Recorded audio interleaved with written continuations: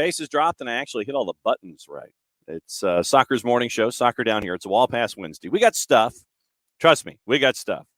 During the day, what I will do once the show is over is I will have like a running list of things to kind of get into. And then, of course, you check the morning papers and things like that. And there's, trust me, plenty to talk about. We've got we have coaching news to pay attention to in South America. We have folks who are, in trouble in Europe. We've got ownership changes possibly in the championship. We've got, like I said, we've got the news of the women's national team that came out yesterday. Bart Keeler joining us at 10:30 to go over that. Anything else on his mind? So Bart's doing the weekly double after yesterday coming on to talk about what we saw in CONCACAF competition. Now he's coming on with the news with the women's national team to prepare his travel plans that much more. We have the announced teams that are up and running in Major League Soccer for the upcoming week. And we've got odd combinations of snacks and what you're partaking in games. And so there's plenty to talk about. And trust me, there's plenty to talk about this morning. So once again, guys, thanks for hanging out this morning. Morning, Alex. Hope you were well. Morning, everybody. Morning, Shooter. Welcome back. And so there's a lot of stuff to talk about. Yes, Nations League, Coco. Men's national team get a shot at El Tri in a semi. And what I wanted to do, no, did not see Thiago Almada in Forbes. That's very nice. So we'll add that to the queue this morning. Like I said, hour number 2 should be Dylan Butler joining us to go around everything in the rest of Major League Soccer. Bart Keeler joining us at 10:30 to talk women's national team. Seriously, as we all know, Wall Pass Wednesdays, whatever's on our minds, get it off our chests. Hey, I saw something, throw it in the queue. So I'll do the search for Thiago and Forbes coming up in just a little bit. Okay, so last night, a Nations League, and probably. Miles and Etienne probably going to miss some games in the summer. But Nations League last night. And I want to focus on one of the other teams that's going to be in the Final Four in Vegas. And it was after Canada got their result. Then, of course, our friends at One Soccer, Christian Jack, Andy Petrillo, et al., they had their post-game show. And Christian Jack, he ran through the gamut. It was Jonathan David. It was John Herdman. He had Herdman for about 2.5 minutes. Thank you, Tom. I will click on that, and we will talk. Without playing, yeah, I mean, that's probably true. All right. And then, so Christian's running the gauntlet, and he talks to John Herdman, talks to Jonathan David, talks to Kyle Laren. And once again, this is courtesy of our friends at One Soccer. And I guess the entire first hour might just be opening kickoff, but we'll get into that after this. I wanted you guys to listen to what Kyle Laren said last night after the win at BMO Field, not to be confused with BMO Stadium. So this is Christian Jack and Kyle Laren after Canada's win last night, courtesy of our friends at One Soccer. I'm here with Kyle Laren. You're making a habit of scoring these goals here at home. How did it feel tonight? No, it feels good. Feels good to do it with these guys, and we just keep working. And I know they will get me the ball, so and it's fun playing with these guys. I enjoy it. Tell us about the form. You come from Spain scoring goals, and then you can be able to convert it to straight away for the national team. How has that allowed you, that form in Spain, to come here and play so well? Yeah, I went to Spain, and they welcomed me very well, and I'm enjoying it there and scoring goals there, and I have to keep working hard to do that, and it translates to the national team. So, no, it's been good, and I want to keep going. How big is this for the program, Kyle, to get another shot at playing the big boys in CONCACAF?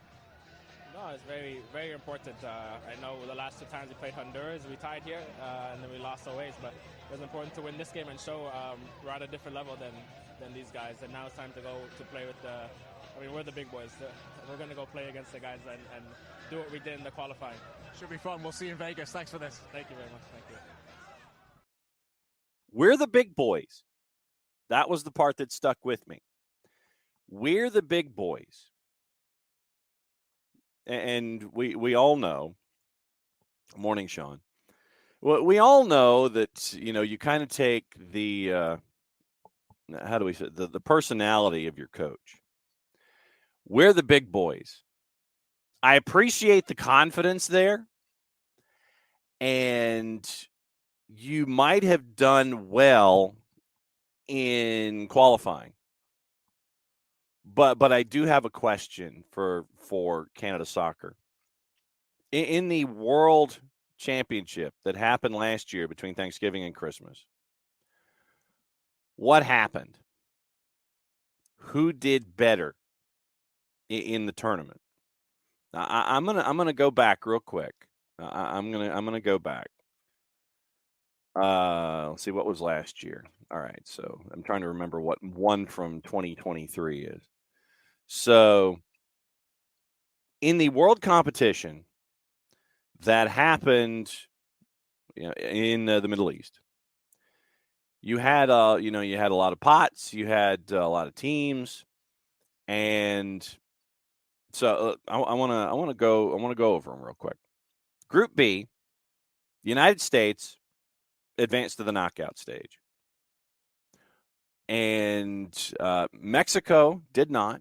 They were in a group with Argentina and Poland and Saudi Arabia. Admittedly, Group C was very tough. 1-1-1. You're out on goal difference from Poland. Group D did not apply. Group E, we knew that Costa Rica, when they got in through the playoff, they got the one win, but they also lost twice. Was out by a point, but the big loss initially by Costa Rica 7-0 to Spain really hurt them in goal difference, allowing 11 goals in 3 matches. Group F is the group that I want to pay attention to here for a second. So Group F had Morocco, Croatia, Belgium, and Canada. In Group F, Morocco and Croatia advanced. 7 points, 5 points. They advanced to the knockout stage. Belgium, and I just have Will McAvoy in my head every time I hear Belgium. Belgium! 1-1-1, 4 points. Canada, 3 matches played in the group stage.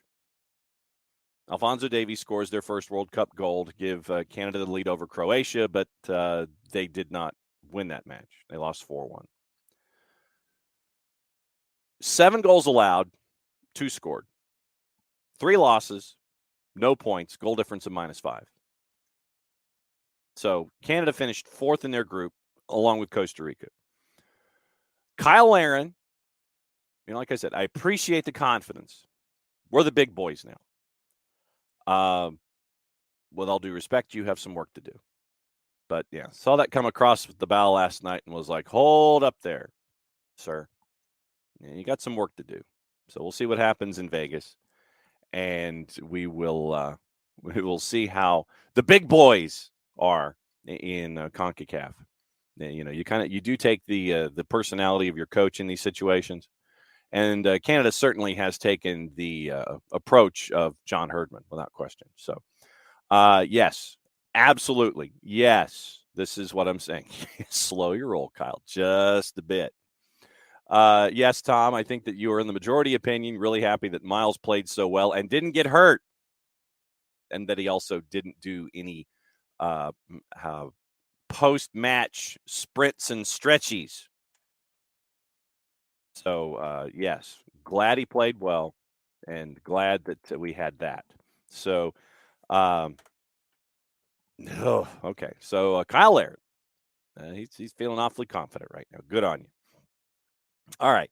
Like I said, we got stuff to talk about this morning. We got world stuff. We got a lot of things to talk about. Like, seriously, whatever's on your mind. That's the beauty of what's going on. We got stuff out of the Guardian this morning that Michael had. You might want to listen to at some point. We got news with Spurs, a lot of things. So there's plenty of stuff to talk about on my end. What's on your end? We mentioned coaching news to keep an eye on. Boca Juniors fired their coach, and it appears that they are in line to have discussions with Tata Martino. Tata Martino. So Tata Martino possibly in Boca Juniors. Possibly. So we'll keep an eye on that. Like I said, keep an eye on Boca Juniors. Could Tata return? So we'll keep an eye on that. We have our announced teams for this upcoming week in Major League Soccer. We've got that. But I think other news this morning having to do with Spurs and Chelsea. We'll get into Spurs and Chelsea since we're talking about it there. Once again, whatever's on your mind is whatever's on your mind. It's a Wall Pass Wednesday. Dylan Butler slated to join us at 10. Bart Keeler scheduled for his regular slot at 10:30 to talk women's national team. So with Spurs. FIFA has extended Tottenham Managing Director of Football Fabio Paratici's ban to worldwide activities. Seems somewhat counterintuitive if you're going to try to get your work done. And I know that Sean Vergara would be more than happy to talk about all of that. January, he was handed a 30-month ban from carrying out activities within the Italian Football Federation, part of the investigation into alleged football financial mismanagement at Juve, which saw 11 other officials banned and the club deducted 15 points. We'll get into where Juve is in just a second. The Italian FA asked for the bans to be extended worldwide. FIFA confirmed to our friends at Sky that it granted the request, meaning a global ban from football activities for Paratici.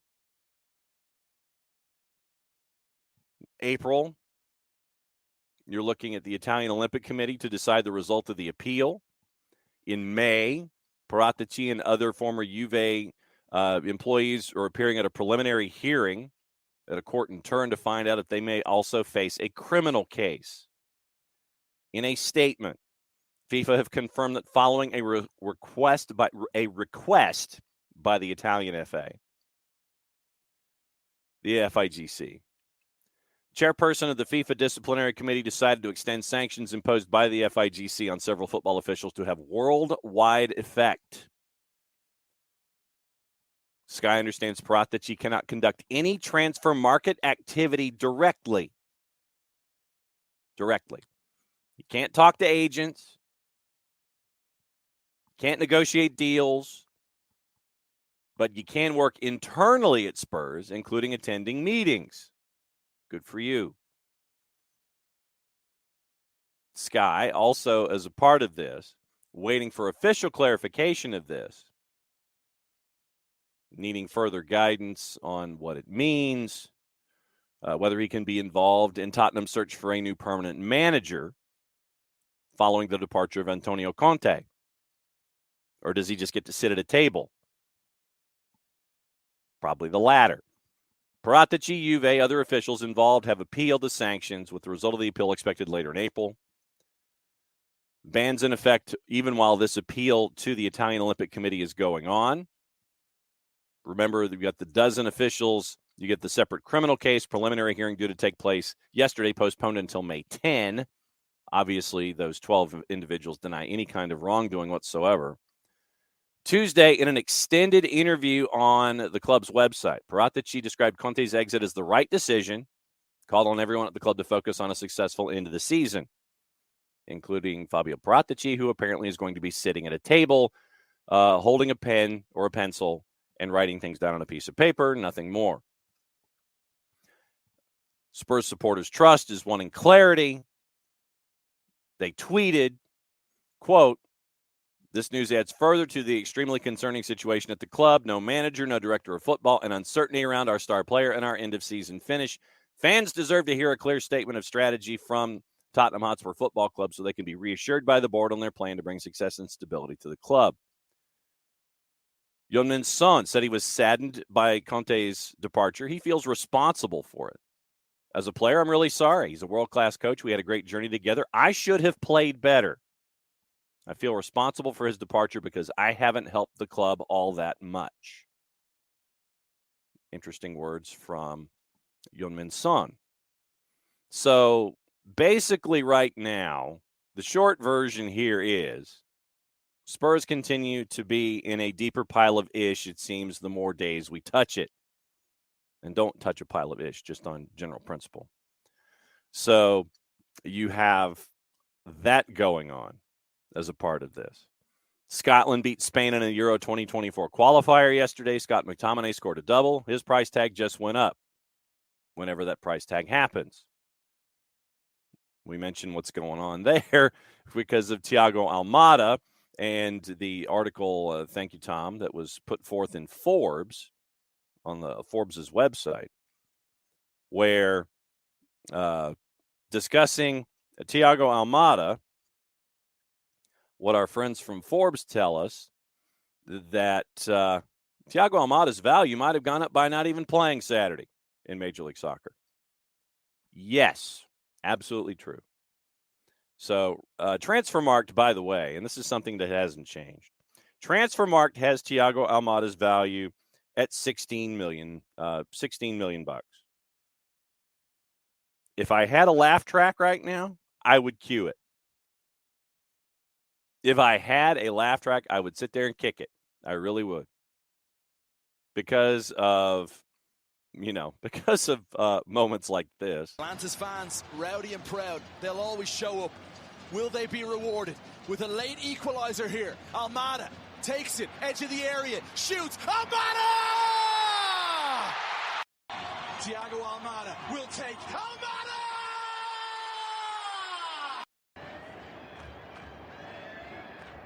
Almada goes for it, Thiago Almada! We're in the third of 4 added minutes here in the first half. 1-0 Atlanta United. Ball is spotted square to the post nearest us. It's Almada standing to the left of the ball, and Araújo is to the right of it. It's inside 35, so it's a little more in range. I think Thiago might want this. Let's see. 7-man wall. Whistle by Uncle. Hands on hips for Almada. He's up to it. He does go for goal. Goal! So that's the short version. And yes, big giant duh that his value went up without playing on Saturday. And Alex Bassine brings to the floor the idea. The point of the article is that we're god-awful without Thiago. Cool, but also not cool. And that is absolutely not cool. And, and the thing is that, Thiago Almada, while he's not here with Atlanta United, also scored for Argentina. So while his value went up by not playing in Major League Soccer, once again, it had value because of what he did internationally and being seen on an international scale. So 16, that's the short version. And Coco, you're probably not far off. 30 to 40. I mean, Miguel was 27. Miguel Almiron was 27 million. And what you have, oh yeah, no doubt. I know you're not inferring. I know what the rest of the article actually said. No, I'm with you, Alex. No, it's just so Miguel Almiron was 27 million. And if Miguel Almiron was 27 million and Atlanta United has a player in Thiago Almada who won a World Cup, I hope I don't get in any trouble. Maybe if I combine it with the agency that runs it, maybe I'd get in trouble if I mention the tournament. So winning a world championship between Thanksgiving and Christmas last year. Word has come out that Lionel Messi, who last time I checked is pretty good at the soccering, wanted Thiago Almada as a part of the World Cup squad. Man, I did it again. The World Championship squad. And he has been monitoring Thiago Almada, wanted him to be a part of things. Ricky, I'm just here so I don't get fined.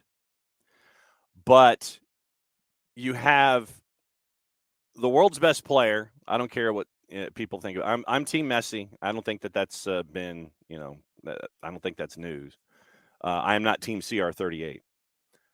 But when you have the greatest player in the world sit there and say, I want this guy as a part of my team, you win a world championship, and you continue to score goals after the fact for your national team off of free kicks that are still probably reverberating off of crossbars.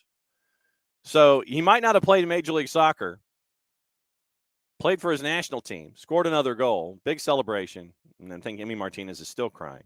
as he should have. It's fantastic stuff that we saw from that. But if that was $27 million with Miguel Almiron, no offense to Miguel and to Newcastle for $27 million. Thank you, Mike Ashley, for spending money for a change. You're talking at least 30, and it might be 35 to 40, depending on the season that you're thinking about. Tom, the only positive of him potentially leaving in the summer is that a suitable replacement's easier to come by with the bigger leagues in their offseason. Yes, that's true. And, you're looking at it's like you knew that the moment was coming when folks are going to be knocking on your door for Thiago Almada. And so now it's time to find the next unicorn. And so that's the task at hand for the traveling man. And so we'll see what happens there with that. But, it's got to be at least 30. I'm thinking 35 with the season that is going on right now. So that's you've got that. We got all that stuff. So Coco's asking in regard to the Spurs situation. Who's less liked by their respective fan base, Jerry Jones or Daniel Levy? Both are overbearing and holding their clubs back. I will put that up as a poll, or actually I will pose that as our QOD. Who's less liked, Jerry Jones or Daniel Levy? Both teams are average, no matter what the level of investment is. And the average in the sense, yes, I know you're finishing fourth in the Premier League, but probably by the fan standard, that's average. You wish you were able to do more. But yeah, the Cowboys are average. Cowboys are average. AVRIJ, average, or AVRIDGE. You've got that. And it appears, and once again, we're going to avoid like 3 and 4 letter papers. But it appears Manchester United preparing to make their move for Harry Kane. Bosses will not wait until the end of the season before opening negotiations with Spurs in the hope of agreeing on an £80 million deal. Good luck on that $80 million. They're probably going to end up being something close to 100, if not more. Marcus Rashford reportedly turned down a £400,000 a week deal from Paris Saint-Germain as a part of all of this with Manchester United as well. So who is less liked? Is it Jerry Jones or Daniel Levy?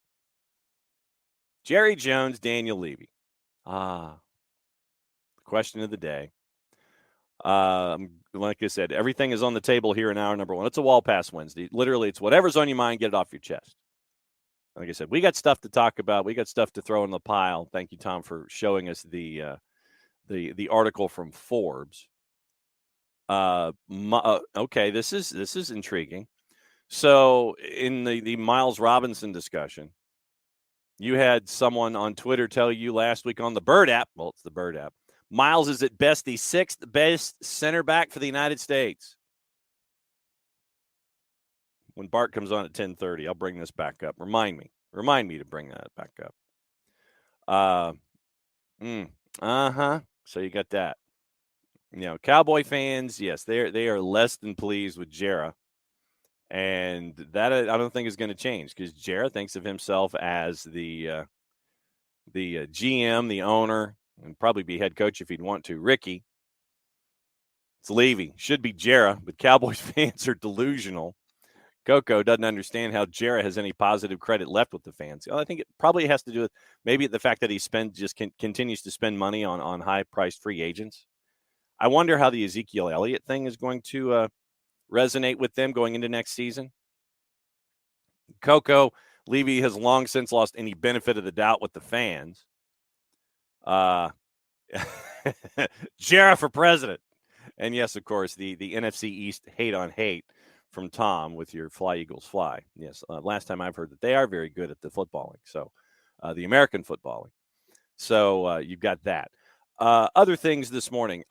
We do have our announced teams. And like I said, I'm just looking at things in order as I wrote them down. So there's no real method to the madness here when it comes to everything that is on the list this morning. So We'll see what we have our announce assignments for the weekend that will be, and it is Keith Costigan and Mo Adu that are going to be here in Atlanta calling Atlanta United and Red Bulls.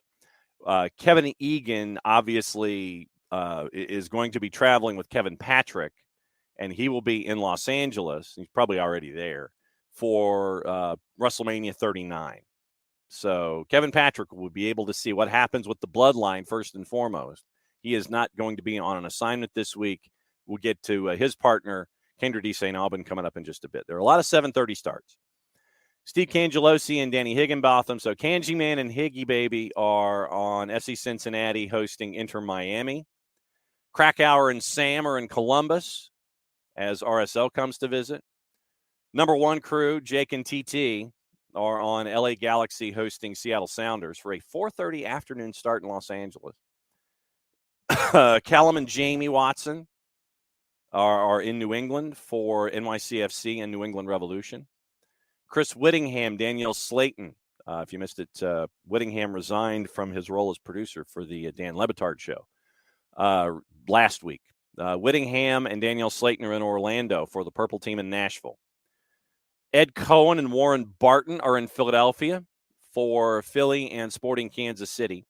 Nate Bacady is taking over the Kevin Egan, Kevin Patrick spot to be with Kendra. They will be north of the border in Toronto for Toronto hosting Charlotte. You can listen to Will Pelagic and Jessica Charman on WFNZ and the Odyssey app. Still waiting for the day when you can get the road teams synced. That might have to be another couple of seasons down the line. That's your 7:30 starts. Tyler Terrans, Devin Kerr in Chicago for Chicago hosting DC. Max and Dunny are in Dallas for Portland at FC Dallas. Tony Husband and Ross Smith are in St. Louis for St. Louis City SC and Minnesota United. 9:30, Mark Rogandino, Heath Pierce. They're at Dick's Sporting Goods Park in Commerce City, Colorado for the Rapids and LAFC. Adrian Healy, Kobe Jones, American legend Kobe Jones. 10:30 for San Jose hosting Houston Dynamo. And then Blake Price and Paul Dolan are north of the border for Vancouver and Montreal. So part of the Canadian Classique is Blake Price, Paul Dolan, 10:30 Vancouver Whitecaps. And your CF Montreal, soon to be probably, hopefully, sometime soon, maybe never, possibly Impact, going up against Vancouver for your Canadian Classique. So that's your announcer assignments. Mo comes home, and he gets the chance to see what's going on with Atlanta United. Yeah, so Ricky is pleased that Tyler Terrans, Devin Kerr, the same person. Well, they'd have to have the same conversation. I mean, they do, they do kind of, well, actually, I take it back. Devin is a little more, Tyler is the straight man, but he can be brought in to be the funny guy. If Devin does something funny, then Tyler will go with him to have these kinds of sidebars. So that's what you've got with Tyler and Devin. Not quite the same person, but they can be prone. Tyler can be prone to go and do funny things if the color guy brings him into a funny situation. So yeah, Tyler traditionally is the straight man. Devin Kerr is the one that can take you sideways and send you down paths and rabbit holes. Did you see? Like I said, this whole first hour is probably opening kickoff material. Did you see, and we'll get into the serious stuff in just a little bit, obviously. Did you see? And it was a picture posted by Jillian Sakovitz. And I will see, what I will do is I will post the link to it. And it came from Match Day last week. And it was a picture in Minnesota. And it was, frankly, it was pretty disturbing. It's the only way that I can phrase it. So I'm going to post the link to the tweet here in the Twitch pitch. And it is definitely it is definitely opening kickoff material. But like I said, since this whole first hour seems to be opening kickoff today, might as well be. For those of you who are catching the show on tape, Jillian found a picture of a Minnesota United fan enjoying a beverage. And at the bottom of his hops and barley beverage of choice, Skittles were in the bottom of the cup. So basically, it was hops and barley, and Skittles were the cannonball for said drink. And I don't know if it's a thing. I don't know if it was just this one dude. I legitimately don't. It is something that I have never seen until it was posted. And then you go into the timeline, and apparently, and some folks are making comparisons. The new version of Zima and Jolly Ranchers that people did back in the day in college.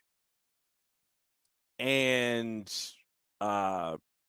apparently it's called Skittlebrow, or at least to this one dude it was. Invented back at Marist College about 2 decades ago. So Skittlebrow is what it was listed as. But I don't know. And apparently it was a thing.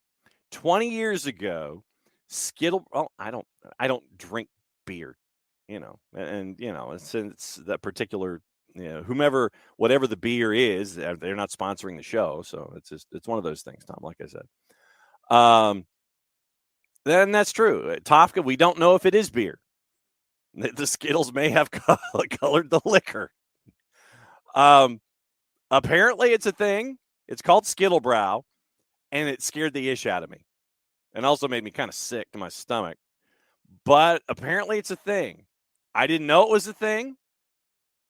And yeah, I mean, Coco, they might be South Manitobans, it might be South Ontarian, South Manitobans that do these kinds of things. I don't know.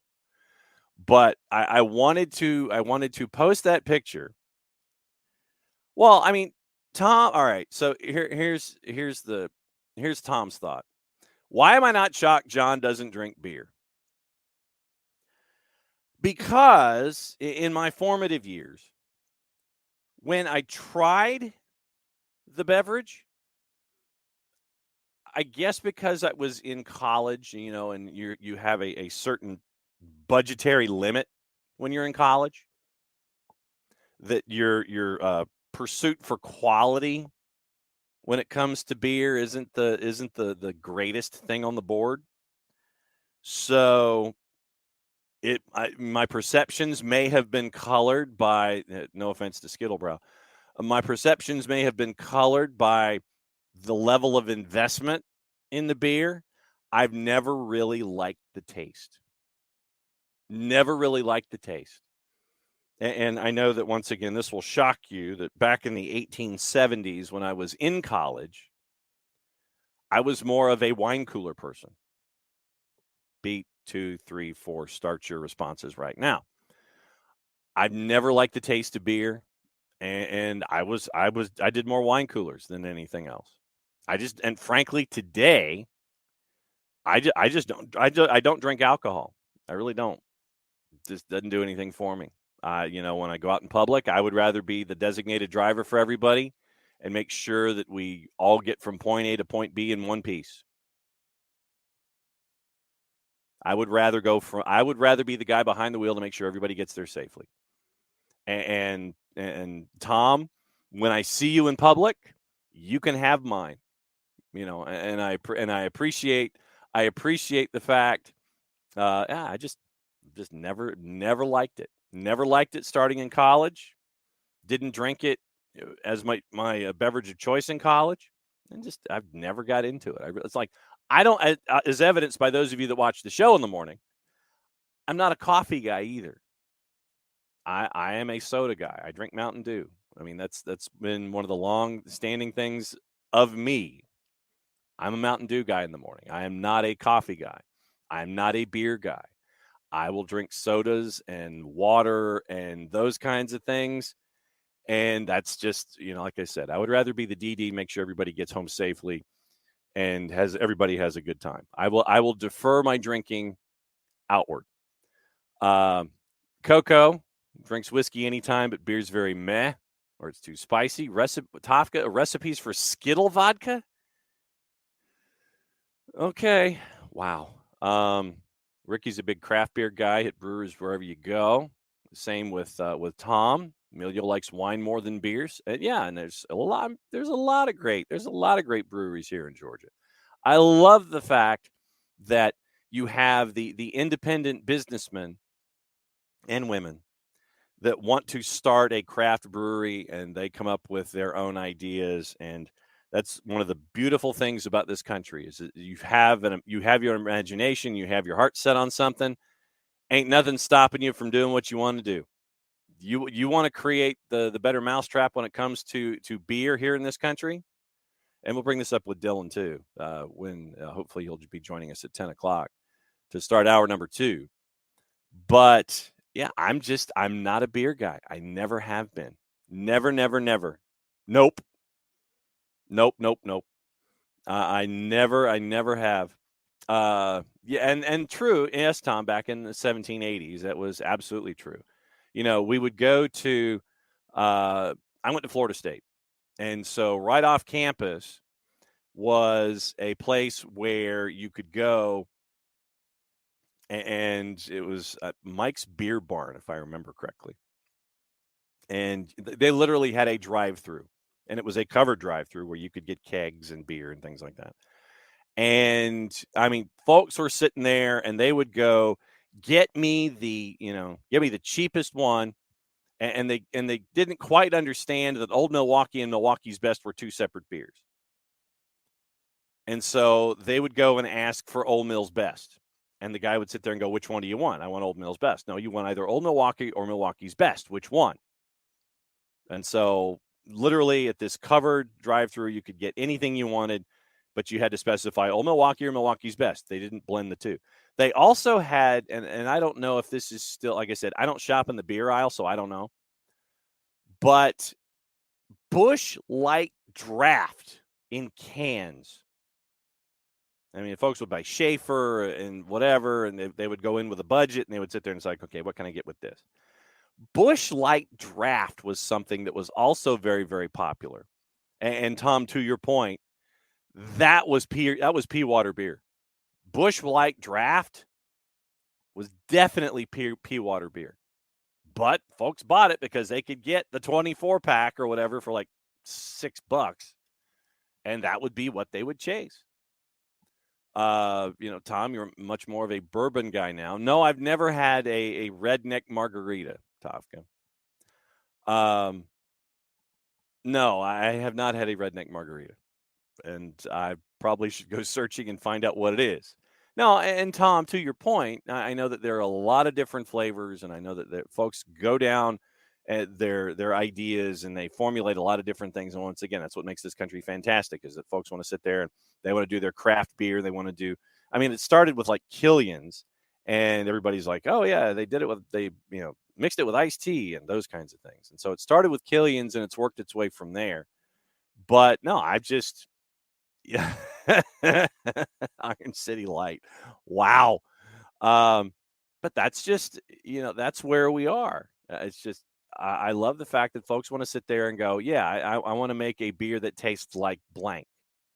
And then it turns into this whole thing, and craft beer. Love it. Fantastic.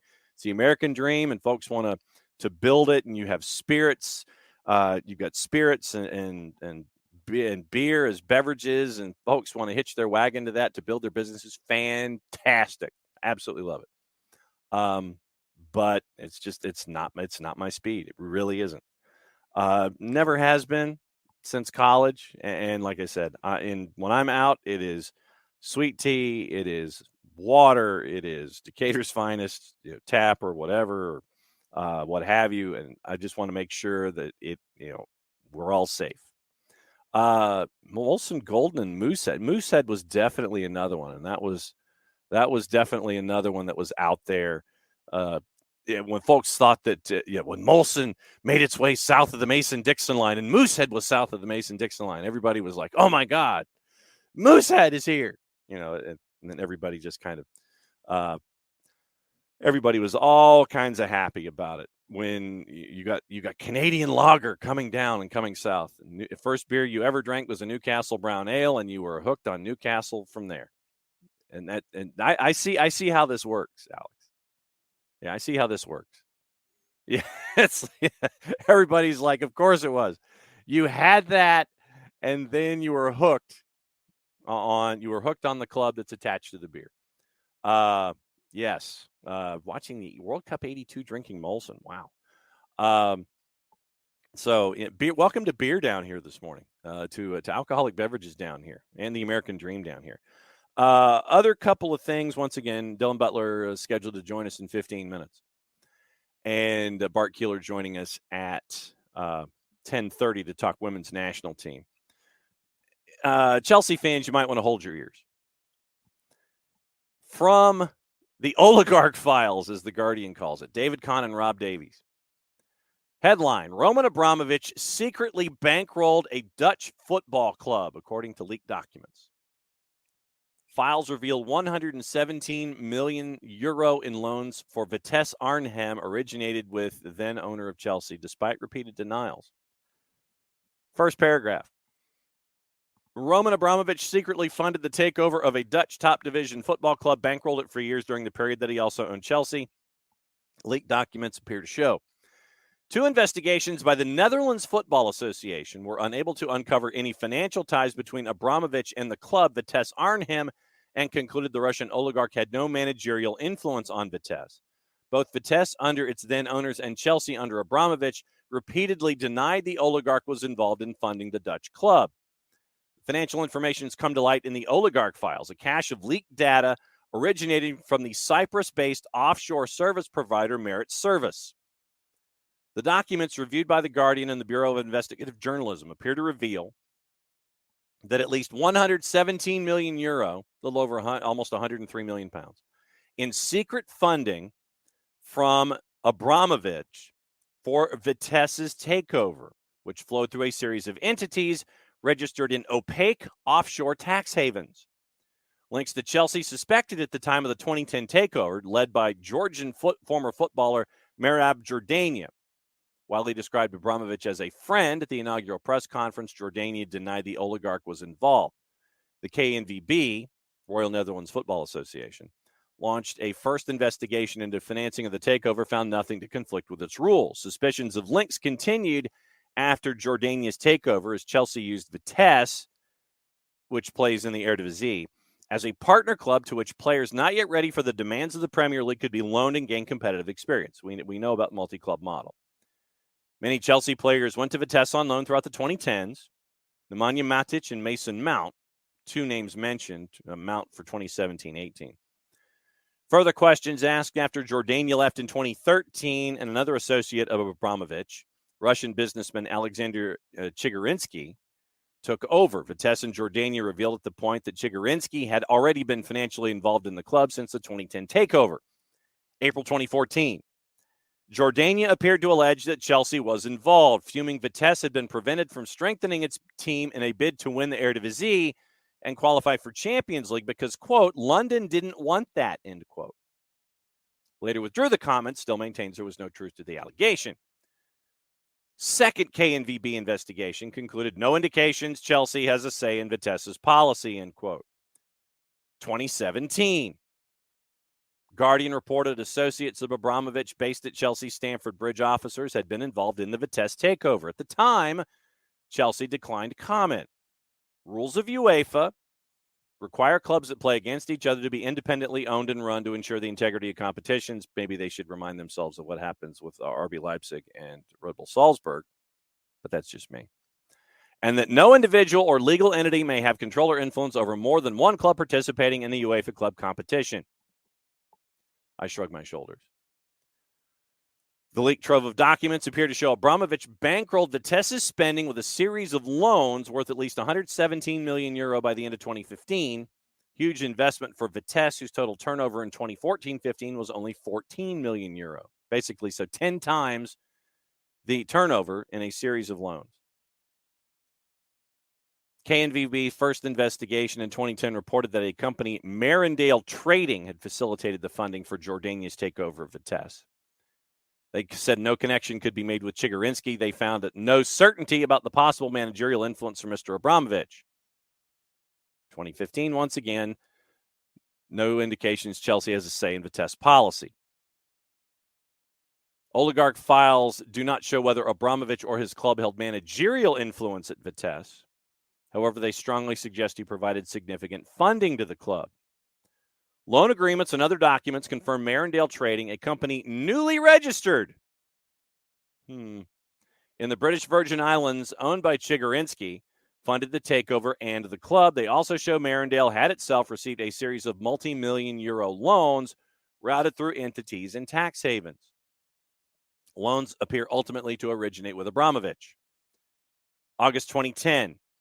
Ovington Worldwide, registered in the BVI, lent 20 million euro to a company registered in Liechtenstein. All right, so here, let's see if we can follow. Company registered in Liechtenstein that documents indicate was linked to Chigurinsky Trigonia Anstalt. Ovington Worldwide, owned by another BVI company, Electus Investments, which was controlled by the Sarah Trust. Abramovich was the sole beneficiary of the Sarah Trust, and therefore the ultimate beneficiary of the BVI company Ovington that lent the money to Trigonia. A, B, C, following dots here, mainly through the British Virgin Islands. On the same day as Ovington lent the 20 million euro to Trigonia, a different company linked to Chigurinsky, registered in Belize, made a loan to Marindale. 10 days later, Marindale lent the exact same sum as Ovington, 20 million euro, to the company Jordania used as the vehicle to buy Vitesse. More than covered the agreed purchase price for Vitesse, which was 6 million euro, rising to 8. 5 loans in the next 3 years and millions of euros were made that all followed the same pattern. Abramovich's company loans money to Chigurinsky-linked company.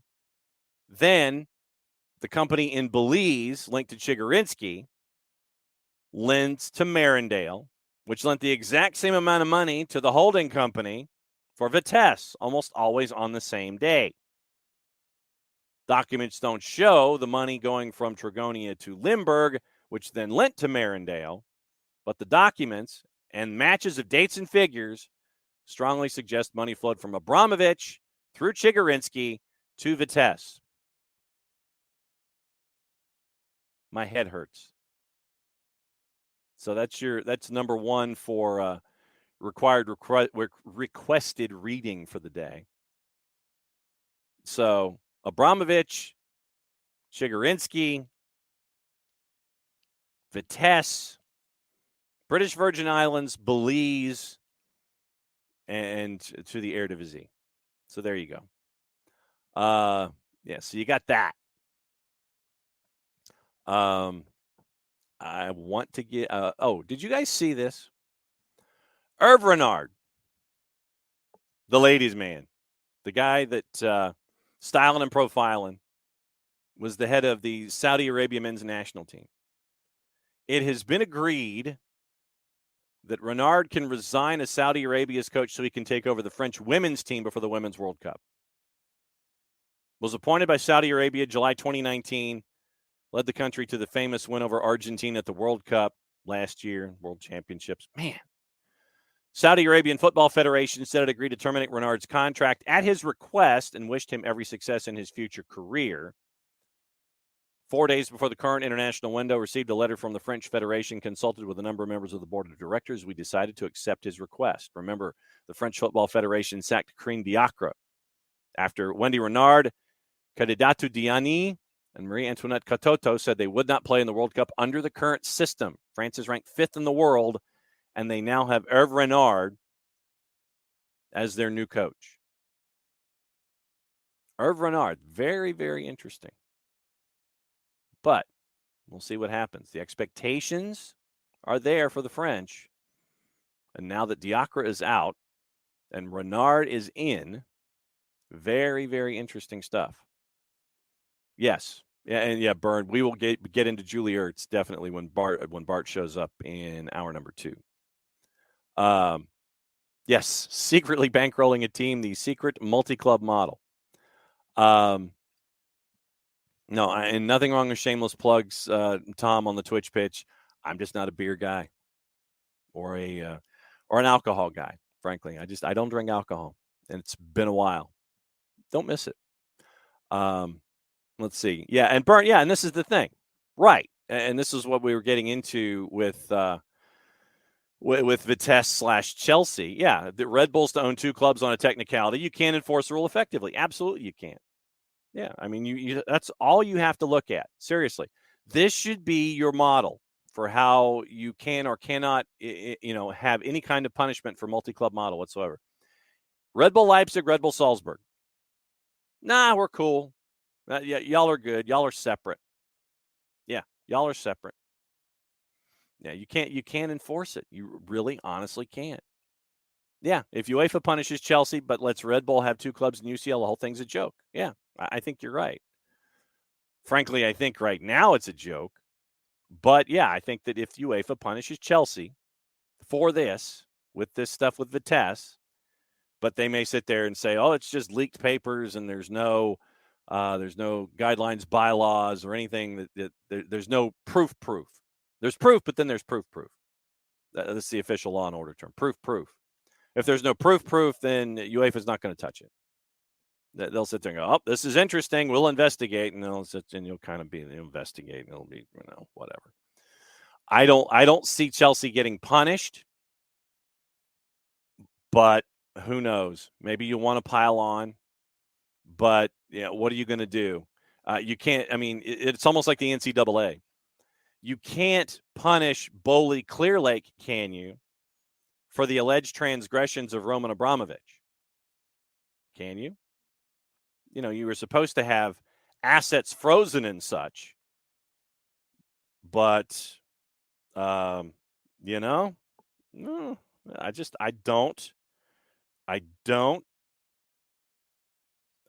don't see it. I mean, you'll sit there and it'll be one thing or the other, and it is. And look at the Prem talking about FFP with Everton again. And the question with Everton, and we talked about the last go round when the information came out this new round about FFP, where the losses are over the 3-year allowed window, and it's like 700 million or something like that, as opposed to the allowed 400 million over 3 years, I think is what the number is. So you wonder, is there going to be piling on with Everton? Is there going to be? That will be the interesting part of all of this. And will it happen? That's the big question.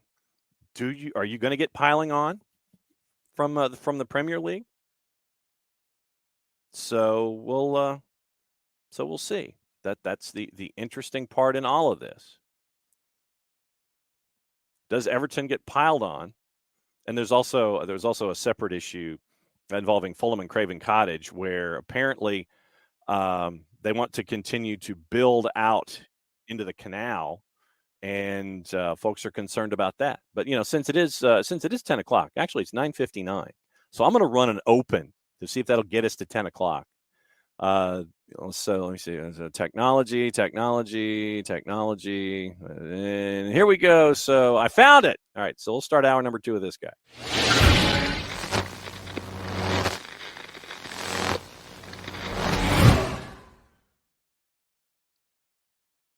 Dylan Butler hanging out with us to start hour number 2. And since it is a Wall Pass Wednesday, Dylan, we were going down all sorts of rabbit holes this morning. Have you heard about Skittlebrow? I think so. I think I saw something about this. Yes, it was. Jillian posted it on her Twitter account. Yes, that's where I saw it. Correct. And apparently, it is a thing. It is a 20-year-old thing. Wow. Where you put Skittles in the bottom of your beer. I was instantly sickened. No. And I was trying to sit here and go, why? I mean, I get it. I mean, I know that there are craft beers that have different kinds of flavors, and maybe this particular gentleman is trying to figure out, maybe I want the taste of Skittles in whatever beer I paid $14 to partake in at at Allianz Field, but I have never seen it before. That was instantly repulsed. I didn't know if you had seen it about anything close to that. Anything. No, not at all. I think back in my college days, the only thing that I mixed with a beer was just like, what's the terminology? You put the shot into the beer and then you got to chug it. It was the car bomb? Yes, the Irish car bomb. That's the only thing I did there. But I mean, there were no Skittles involved. No. Not before or after. No. During. No. Yeah. So the Irish car bomb. Yeah. So that was the only thing that I thought. This was like the candied version of an Irish car bomb, where you throw Skittles in the bottom of a $14 beer and then drink the beer. And I mean, my teeth hurt. Yeah, no, that thing, man. But no, I had to. We brought that to the floor this morning. We were talking about. I can't imagine there were too many yays with that one. No, there were not. No, but we did try to come up with. We did go down the craft beer rabbit hole about how a lot of enterprising business folks here in this country are creating beers with different flavors and things like that, to where the beer of today is not the beer of when I was back in college, back in the 1780s, where it literally was Michelob, Busch Light Draft. Maybe if you wanted to get a little bit, really wild, you go with a Lowenbrow. Yeah, Moosehead, Schaefer, all of those, literally. Natty Ice. Yes, all of those, and so that was the extent of what it was like. When I was a freshman in college, the beer, or it's not even a beer, it's a drink, but it was like the craze. Man, it was crazy. Was Zima? Remember Zima? Yeah, absolutely. Yeah, that was the ish back then. Well, yeah, and for me, it was Bartles and James. Yeah. Okay. Nice. And so, yeah, thank you for your support. That was what it was like for me. It was Bartles and James, and trying to find different flavors and things like that, because the original one just tasted like white wine, and I wasn't a white wine guy, and it was a little spritzy. And so, give me something with flavor to it. And so, yeah, I was a Bartles and James guy in college. Yeah, we did a little bit. We the establishment by St. John's that I would occasionally go to would put some grenadine in with the Zima, so it gave it a little bit of a yeah. But that lasted a hot. What was that? Was it even a full year with Zima? I'm not even sure. Yeah, it was, because you had the ad campaign. The ad campaign worked its way through, and then it was a year. Yeah. So nothing like alcohol down here to start things off on your wall past Wednesday. When you look back, I guess overarching from what happened this past weekend in Major League Soccer, what stuck out to you? It's got to be St. Louis, right? Yeah.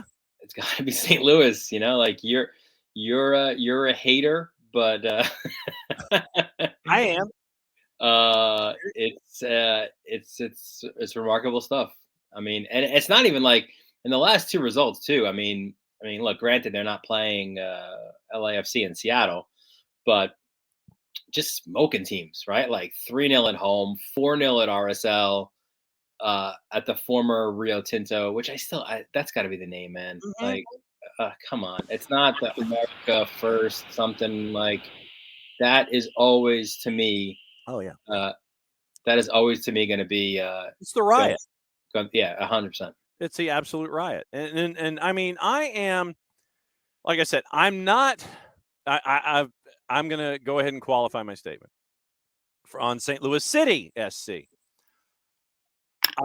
Great that you're out of the blocks doing what you're doing. Great, fantastic, love it. Your stadium's disappointingly too small. You need to be closer to 30 than not 22.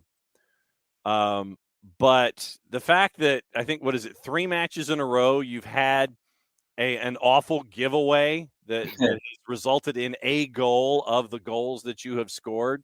I mean, obviously there's been a league mandate from the office in New York City that this has to happen at least once in a match for St. Louis City SC.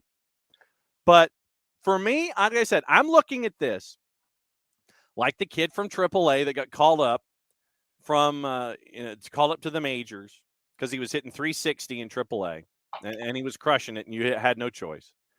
First time through the majors, they don't have a book on him, and he's hitting everything all over the place, and they're thinking, oh, Rookie of the Year candidate, oh, great, and then second time through the league, everybody realizes you pitch him low and away, and he's going to go fishing for it, and he comes back down to earth. That's what I'm anticipating with St. Louis. Whatever you do here gets you out to that hot start. Your, flight 500 is cleared for takeoff, and it's going to get back to Lambert, and you're okay. But I think that second time through the lineup, because of what Bradley Carnell wants with his system, I think the summer is going to be a problem because you want to run around in that heat in St. Louis in the summer with this system that they've got right now, unless you tweak things to where you're not running around as much.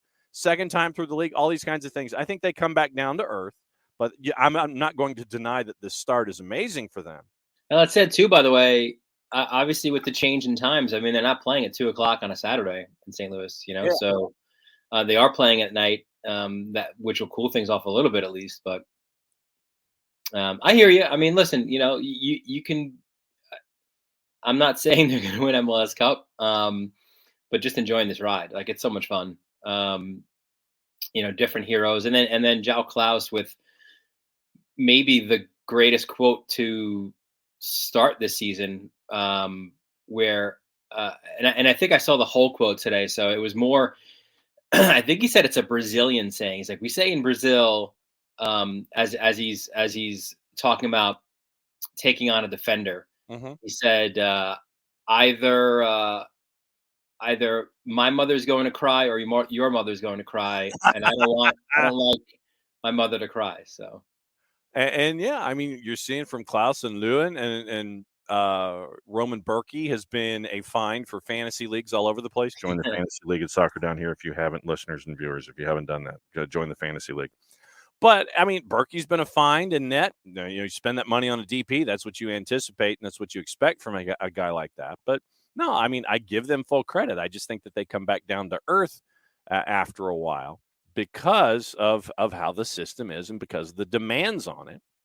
That's the question, though, isn't it? Right? Like, John, like, what's you're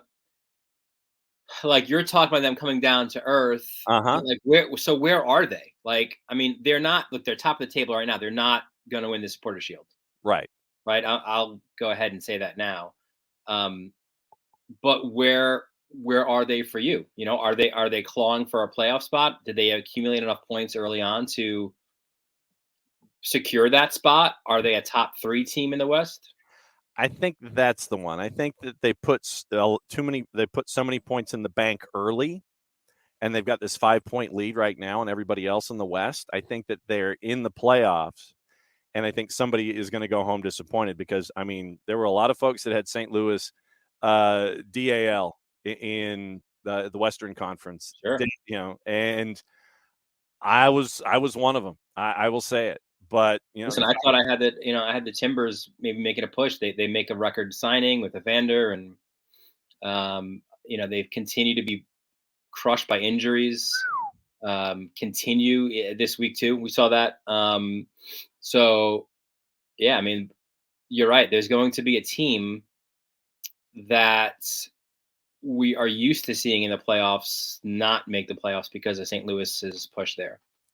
And it's gonna be crazy with who that individual is with what we're seeing. I mean, since we're out west, we'll talk out west. I don't know what it is about the early kickoff in Major League Soccer when you have it when your secondary when your secondary broadcast partner does something that's not in the 7:30 window, right now these games are turning into goalless draws. They could be exciting goalless draws, but I can't think of a goal that has been scored in these early games with your secondary TV partners yet. There's nothing exciting. Actually, there was one thing exciting about it is when you had to have a field player come in and try to be the keeper at the end, channeling, Eddie Gavin and Mike There McGee, you go. and the like. But other than that, no, that was one that's best just to be forgotten, I think. That was a game where everybody seemed to need the caffeinated beverage and didn't get it. Dude, that was literally key. So I was on for that one for MLS, and you're going, what am I writing about? Well, no, thankfully I didn't have to write anything about it. But then I'm on for the rest of the night, and I think it was at halftime. I was like, I gotta get the coffee fired up again, because it's just not. I can't have this for the first match. Jordan Morris scores 4. Yeah. For Seattle. Does that speak more about Seattle or more about Kansas City? Yeah, I think a little bit of both. I think certainly a lot of credit has to go to Morris, where, in this case, because of your injuries at the number 9 position, he's got to play out of position and be the 9. And he just goes off. Obviously, his first ever 4-goal match in MLS. But for sure, I think it speaks about SKC as well. And I didn't have them above the playoff line to start the season. They're certainly not looking like they're going to get there. And again, you can harp on the injuries. But yeah, it's not like I was giving SKC some credit, I think, early in the season because of the injuries and being unlucky. But yeah, that's a bad result, certainly for them. So I think it's both. I think the Golden Boot race could be interesting this year. Also because of who stays. He's going to stay. I think for him, unfortunately, when he got injured on that loan bid a couple of years ago, I think that was his chance, right? To play overseas. I think he's kind of come to peace with the fact, he's an MLS player. There's nothing wrong with that. Obviously, he's a homegrown guy. He's a hero in Seattle, and that's where he's going to be. But Almada, you got to figure he scores the goal for Argentina, and it's kind of like the Vegas slot machine sound, with all that there goes the transfer fee coming up again. Yeah. So. We talked about this in hour number 1 that Miguel Almiron, he's got the Rangers mug today. Miguel Almiron, as we get close. Well, I was going to say, when we get into the playoffs, we will discuss the best postseason known to mankind, Stanley Cup playoffs. We talked about Miguel Almiron going for $27 million. And everybody's thinking just in the Twitch pitch and on the timeline, okay, Garth picks up the phone at 30. But realistically, what are we talking about here? This is the thing, because the article came out in Forbes that said Thiago Almada increased his value by not even playing on Saturday, and it goes into the time. It goes into the headline past that, and not being a part of the Atlanta United roster. But when you score a goal for country off of a Lionel Messi free kick, and it comes out that Lionel Messi wanted you as a part of the roster because he appreciated where you were coming from and going to as a soccer player, you have a $27 million marker. You have Thiago Almada winning a world championship. You have the endorsement of the best player in the world. I'm Team Messi. I'm not Team CR38. Same here. You have all of these different endorsement levels happening here. And yeah, it is hitting the cash, and it's like the old cash register sound, where you hit the buttons and you hear the price go, and you hear the ching ching, and you hit it again, ching ching. You're looking at You got to be looking at 35, don't you? Yeah, I was almost going to say 40 at this point. Well, I'm sure. And then what that does is it gives Atlanta United the chance to chase after the next unicorn. You know what, too? You wonder, and here's an interesting part of this conversation. So how much and scouts find a way regardless to see what you're doing and how you're doing. And obviously they do it in person as well. But how much does the worldwide ability to watch these games on Apple TV help? Now this is a free look. You could look at him every match. You could watch back the match. So I think it even helps increase his value. And I mean, 35 to 40, I think, is what you're staring at. And then the question is, and I know that a lot of Atlanta United fans are going earmuffs probably for the remainder of this question, is the when. Is it in the summer window? Can you wait until the end of the year, possibly get a loan back or what have you, or something like that? If Atlanta is chasing after a home playoff match, which is what Garth Lagerwey wants this season.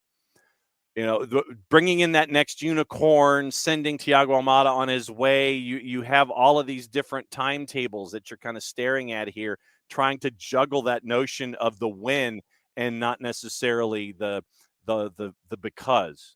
Yeah, I think. Listen, when you're talking about those kind of numbers and the impact that player can have, that's a summer transfer window. Like, it's not like Matt Turner goes to Arsenal.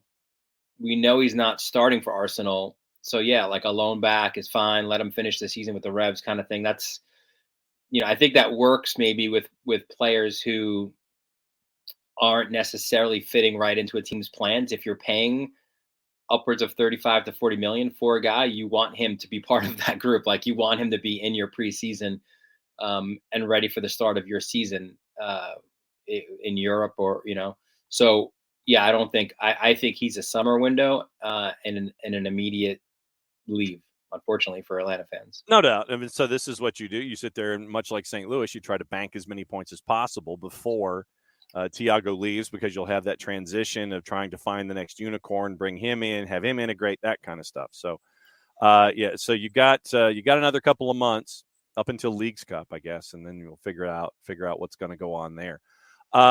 Elsewhere in the West, before we come back east, San Jose and Toronto. Once again, if you wanted something to kind of maybe put you to sleep, you start chamomile tea match of the night. you start your day with chamomile tea match of the afternoon with Portland and LA, just to kind of chill your way into the evening, and then San Jose and Toronto.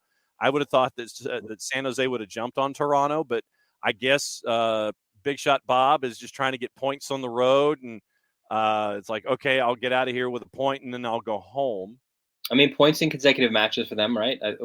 4 in their last 2 matches. So yeah, and Houston beating NYC. Yeah, LAFC. I guess Denny Bouanga is going to sit there and say, 13-hour plane flights, man. That's all. That's all you got to do. It's all good. You come in. Why did he need a translator, by the way? And why did it have to be Maxime Crepeau? I don't know. I was in one of his. I forgot all the matches kind of put together, but I was in a Zoom press conference with him earlier, and his English was fine. I read the story. It's like said through his translator, Maxime Crepeau, and they have a French translator as well. Like, so I don't know. Well, maybe. Maxime wanted something to do. I was going to say Crepeau's got to earn his paycheck somehow, man. You're right. And so while he's recovering, it's like, hey, Max, we kind of need. But listen, that's it. I love that story because I think it speaks to how much he cares about this team. And I think if you're a coach or one of those players in the locker room, like, his, just like we were talking about the cha-ching level for Almada's transfer fee on that goal, I think him coming back and scoring that goal, his respect factor rises significantly because that's not easy, right? A 13-hour flight from Turkey, you arrive within an hour of kickoff. You could have easily just been up in the in the suite chomping on popcorn, right? But he was down helping his team, and obviously, scores a pretty incredible goal. Megan a defender, Megan the keeper, and he gets the winner. But going back for a second to Houston, just to toot my own self-promotion, I had a great conversation with Daniel Steris, and that's a story on OSDBSports.com. Excellent plugs. They're nicely done. Yeah. And listen, it was interesting because I said to, I was asking him just about, his career, and he's not the flashiest guy, obviously, right? But he's had this solid career, and he's been through, I think Ben Olsen now is his 8th coach in 8 seasons in the league. If I can go back, let me think. So it started with Bruce in LA. Got it. And then Kurt Analfo. Mm-hmm. Dom Kinnear. Mm-hmm. Scalotto. I was going to say, GBS was 4. Yep. Vanni. 5. Paulo Nagamura. 6. Olsen, and then for like a few minutes, Kenny Bundy. I think I missed somebody in that somewhere with LA. I don't know. Did I? I think you got them. LA coach. I think I got them all. So maybe it was 7, but 7 full-time coaches in his 8 seasons. But he's just been Mr. Consistent, and I think in this stretch right now, it's been interesting because look, he's a center back, obviously, right, by trade, and that's what he's done. And here he is because of need and injury. Like, he's moved over to play right back. And look, he's not the guy to get up and down the line, right? Like, he's not going to go blazing speed down the line and get a goal. But he's kind of locked it down a little bit on that right side. And since that move, and it's funny, he said in preseason they tried it out and they got a clean sheet. I think it was 2-0 over Dallas. His first game this year was Austin, also 2-0. And now the second match he's at right back is 1-0 over NYCFC. So maybe they caught lightning in a bottle there with Daniel Steris. But it was a fun story, kind of going through his career arc. By the way, this guy makes his debut for his hometown LA Galaxy home against DC United, and he scores a goal as well. I mean, like, talk about ticking all the boxes off right away. And then he went on. You talked about his career and the other highlights and just he came into the league later. He wasn't one of those guys coming up through the academy as a teenager. He had to play upwards of 100 games on the lower levels, including for Los Dos and the Wilmington Hammerheads. And, there you go. Yeah, it's a fun read. I thought, at least. So at OSDB Sports and MLSsoccer.com's Dylan Butler hanging out with us for another couple of minutes. LA, you mentioned LAG, so let's stick with them for a minute. Yeah, and everybody's like, last time out, obviously Chicharito, you still don't have him. You didn't have the Bishop. Joveljic was on international duty. You didn't have Douglas Costa. A lot of folks are saying, okay, yeah, so what? Not much of a loss there. And unfortunately, have Ricky Puig on an island. Yeah. This poor guy. And that makes everybody, collapse on Ricky Puig. And it's like, yeah, okay, try to create their pal because you ain't got no support. And I mean, right now, LAG, it's just, you shake your head and it's like you're waiting for the turnaround to happen with LAG. And right now they're 12th and it ain't good right now. No, it's not. And I think, further compounding it for them is a realization that they can't get any significant business done in the summer window, right? Yeah, so that's true. You're not improving the team then, not at least in a big way like you did by bringing Ricky in. So you've got to get your business done in the next couple of weeks. So that's yeah. I mean, everything points to, because you were talking about that one team that we don't think was going to be a part of the playoff discussion. I think by default it might be LAG because of the injuries early, not being able to do any of the transfer stuff. And you've got a front office that's hamstrung because of transgressions, and you've got the team on the pitch hamstrung because of injuries and the transgressions that happened off the pitch. It seems literally hamstrung, right? Yeah, Isn't that exactly what his yeah. And see, you're right there with it. You're like, and the funny thing too with that is, and it's, that's what hamstring injuries are, and I think especially when you're maybe over 30, like a Chicharito is, like they were saying, well, he'll, it's probably a couple weeks, he'll be out, he'll be back for the, I think it was Dallas, and it's been a lot more time than that. So he's desperately needed to get back.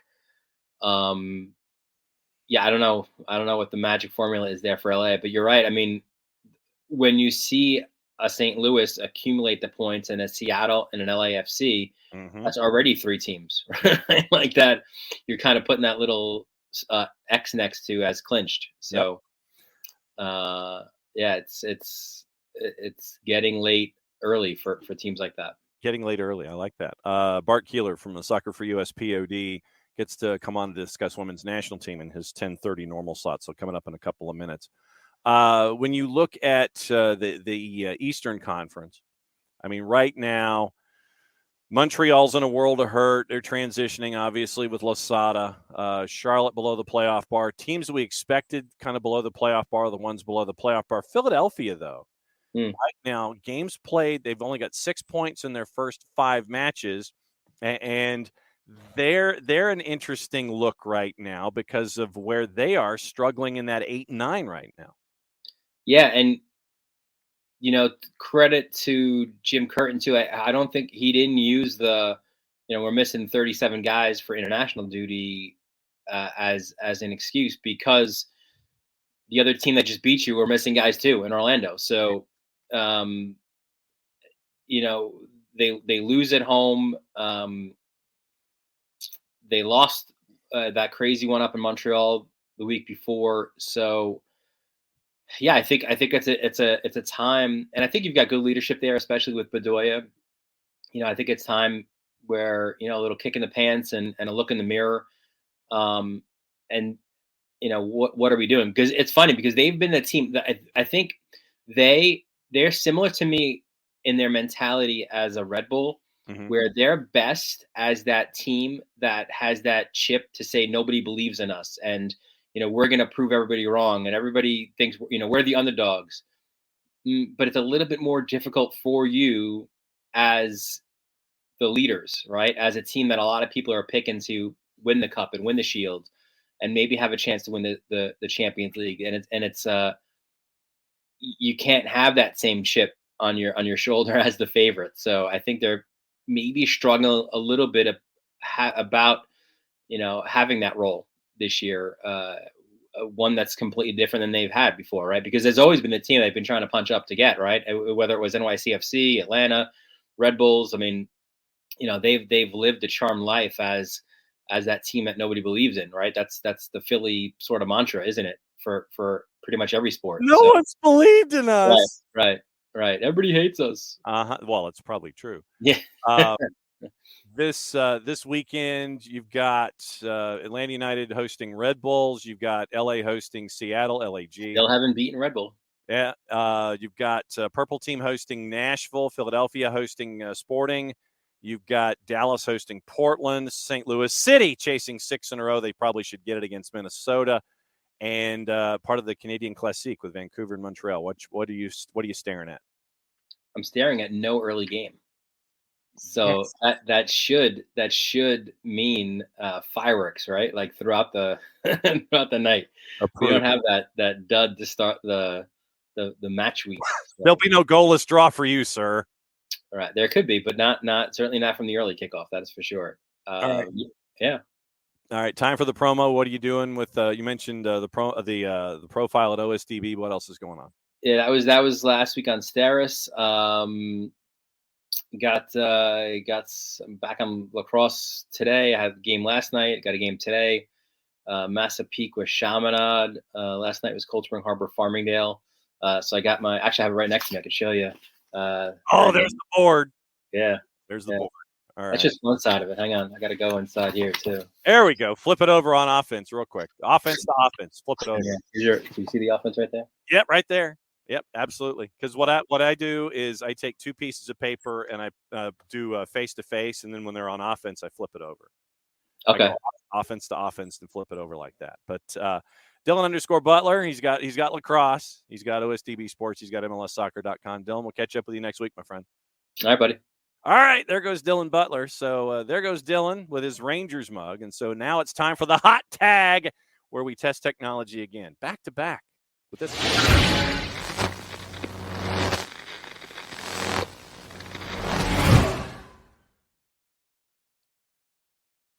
Beat 2, 3, 4. Morning. Yes, so it was the Rangers mug with Dylan, and it is you and your Arsenal mug. Arsenal women play today, 2:45 local, free on YouTube for the Zone. So Yep. Match day for Arsenal. We're down 1-0, but we're at home today, so I like our chances. I like our chances. All right. So yesterday we had you on to discuss the men's national team. And last night we talked about the men's national team yesterday. Yeah, kind of, sort of. And I wanted to start the show off this morning, opening kickoff, since hour number 1 in a Wall Pass Wednesday is basically an opening kickoff anyway. It was the comments from Kyle Larin about we're the big boys now. And after their win and heading to Las Vegas, to be in the fatal Final Four-way in CONCACAF. But, yeah, apparently, according to Kyle Larin, they're the big boys now, Bart. Yeah, that's great for them to believe. It's really cool for them to have won 0 CONCACAF trophies since 2000. I know they made up the one from the octagonal last time around. I didn't know that we gave out trophies for qualifying. The U.S. has topped the Hex several times when, by the way, Canada wasn't even there. So, it's really good for them that they believe in themselves. I'm sure that'll help them maybe score 2 goals at the next World Cup. I don't know. See, that's the kind of response I was anticipating from you, sir. It's crap, John. I'm sorry. Y'all had a very good run of qualifying. Clearly, playing in Canada is very hard, right? That's I think the one thing that we've learned. It's very hard to play in Canada. Great, good for you. Mm-hmm. Just don't schedule any games for the U.S. men's national team at Allianz Field. Let's see. Yeah, well, let's see how you fare in Vegas, where there are actual expectations, and you're playing, good teams. Granted, they played Panama the first game. We got Mexico. Yes. And so it looks like it'll be USA-Mexico in the final on June 18th. We'll be planning a big party for that through AO Atlanta. So details to come next month. Yes. All right. So there was also an announcement yesterday on the Twitters and on the and all of the media that is social. The women's national team was announced. There were shiny graphics to go with it. Yeah. So it is officially official, and you got to see what it's going to look like for this camp. And there was one name, and maybe 2, but there was one name on there that I think folks went there and had their holy-ish moment, and it's the return. It is the return of the teal headband. Yeah. The teal headband returns. Julie Ertz was a part of this group, and everybody had to make sure that their seatbelts were fastened, that their tray tables were in their full and upright locked positions when that name came out. John, I think the news was that Julie Ertz has actually been playing soccer, because we weren't aware of that up until Vlatko's press conference yesterday when he said she's been training with – I mean, she doesn't have a professional club right now. She's unattached.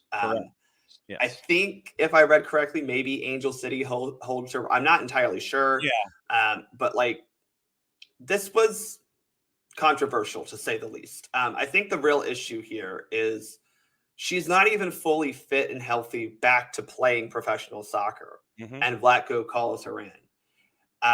When we've had since summer of 2021 to figure out any sort of, not even just replacement for Julie, because obviously I think we all know there's not a replacement for Julie, but another way to play that doesn't involve having Julie Ertz as the base of your midfield. Right.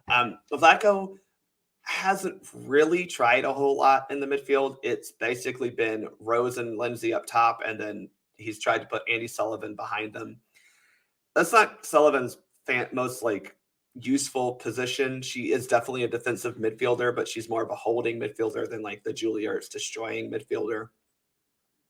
I don't think it was ever really tried to find another option. And certainly he didn't really try anyone other than Andy Sullivan. We've seen Jalen Howell get a run out. Not even really. She came in for, as you put it, a cup of coffee. Mm-hmm.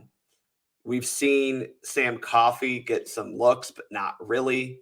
I think it was a little unfair that Sam Coffey's looks were back in September when we were all just playing terribly. September, October, when the team was just bad. It is, I hate to say a shame, but it's a shame that Vlatko had felt like this was his only option when the person to blame is Vlatko for not trying to find another six. Right.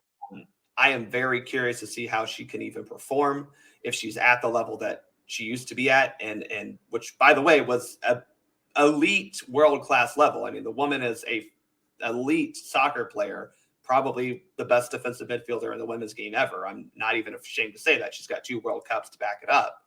But she's 30. She's gone through multiple kind of series of injuries. She's had a kid. And like I said, the news yesterday was more that she was actually training and playing soccer. Mm-hmm. So I don't understand calling up Julie Ertz when you have other women in NWSL playing regularly at that holding midfield position that aren't even Sam Coffey and Andy Sullivan. But granted, Sam Coffey played all season for the Portland Thorns, who, I don't know, John, if you knew this, but they won the NWSL Cup last year. I've heard, yes. Right. So it looks bad for Vlatko. It looks bad when he has preached all about club form and how we want to see players play club well, when he excuses not calling in certain players. But, I mean, she doesn't have a club. So it just, oof. Well, okay. Sidebar before I continue. The Ed Hardy Portland Thorns jersey, yay or nay? No. Okay. All right. So Casey Kruger back from maternity leave. For the April. That was also an interesting call-up, John. Sorry, because she got injured in the Chicago. She had to come out of Chicago's opening match this past weekend. So I'm not quite sure what her injury status is.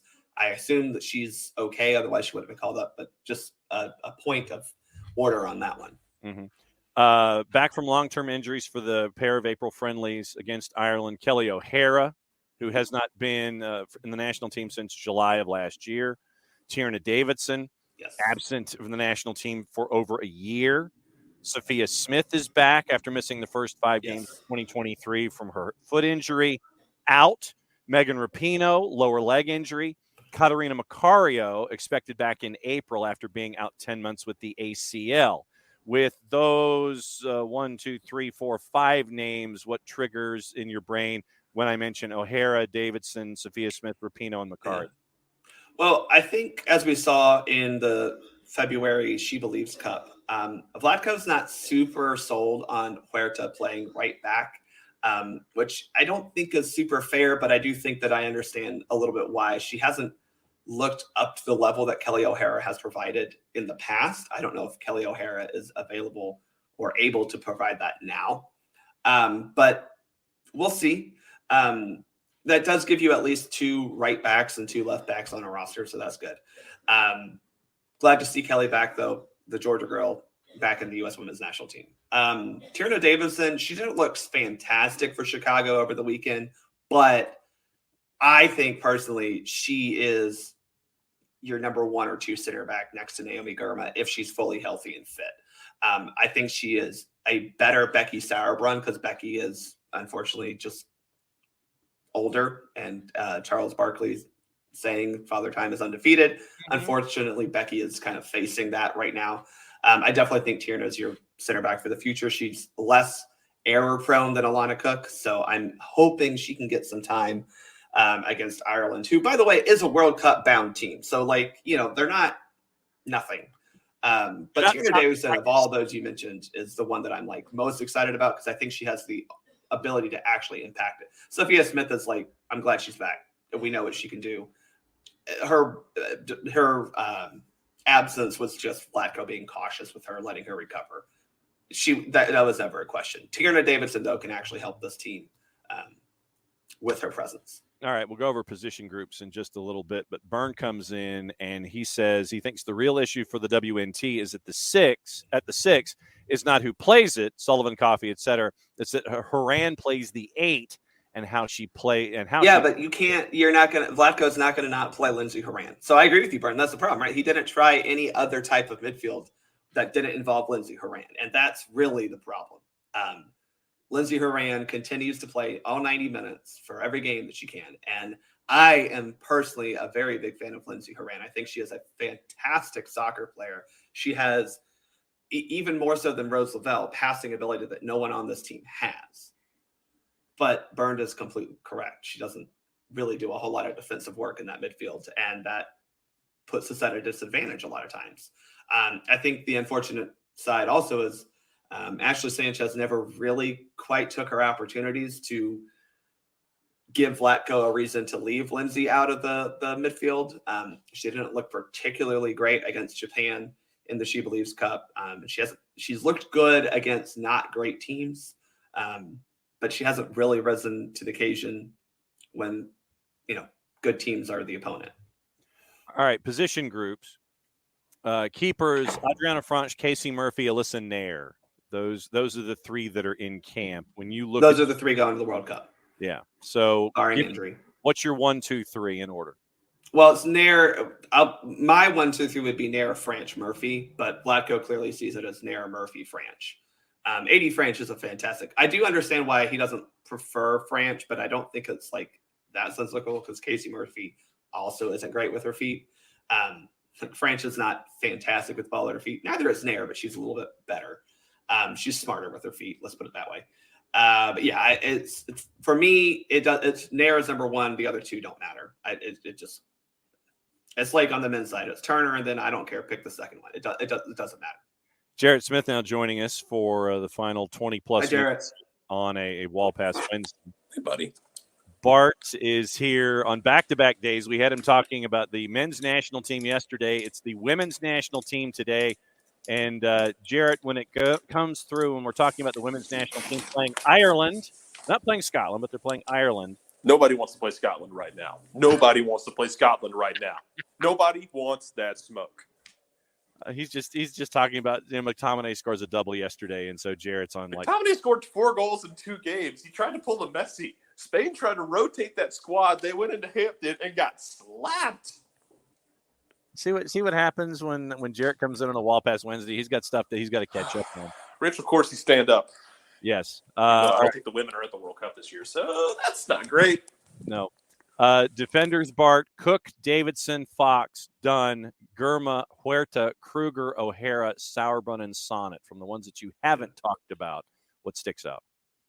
Well, 10 defenders. I doubt he's taking 10 defenders to the World Cup. So there's going to be some cuts between this roster and whatever comes out in July.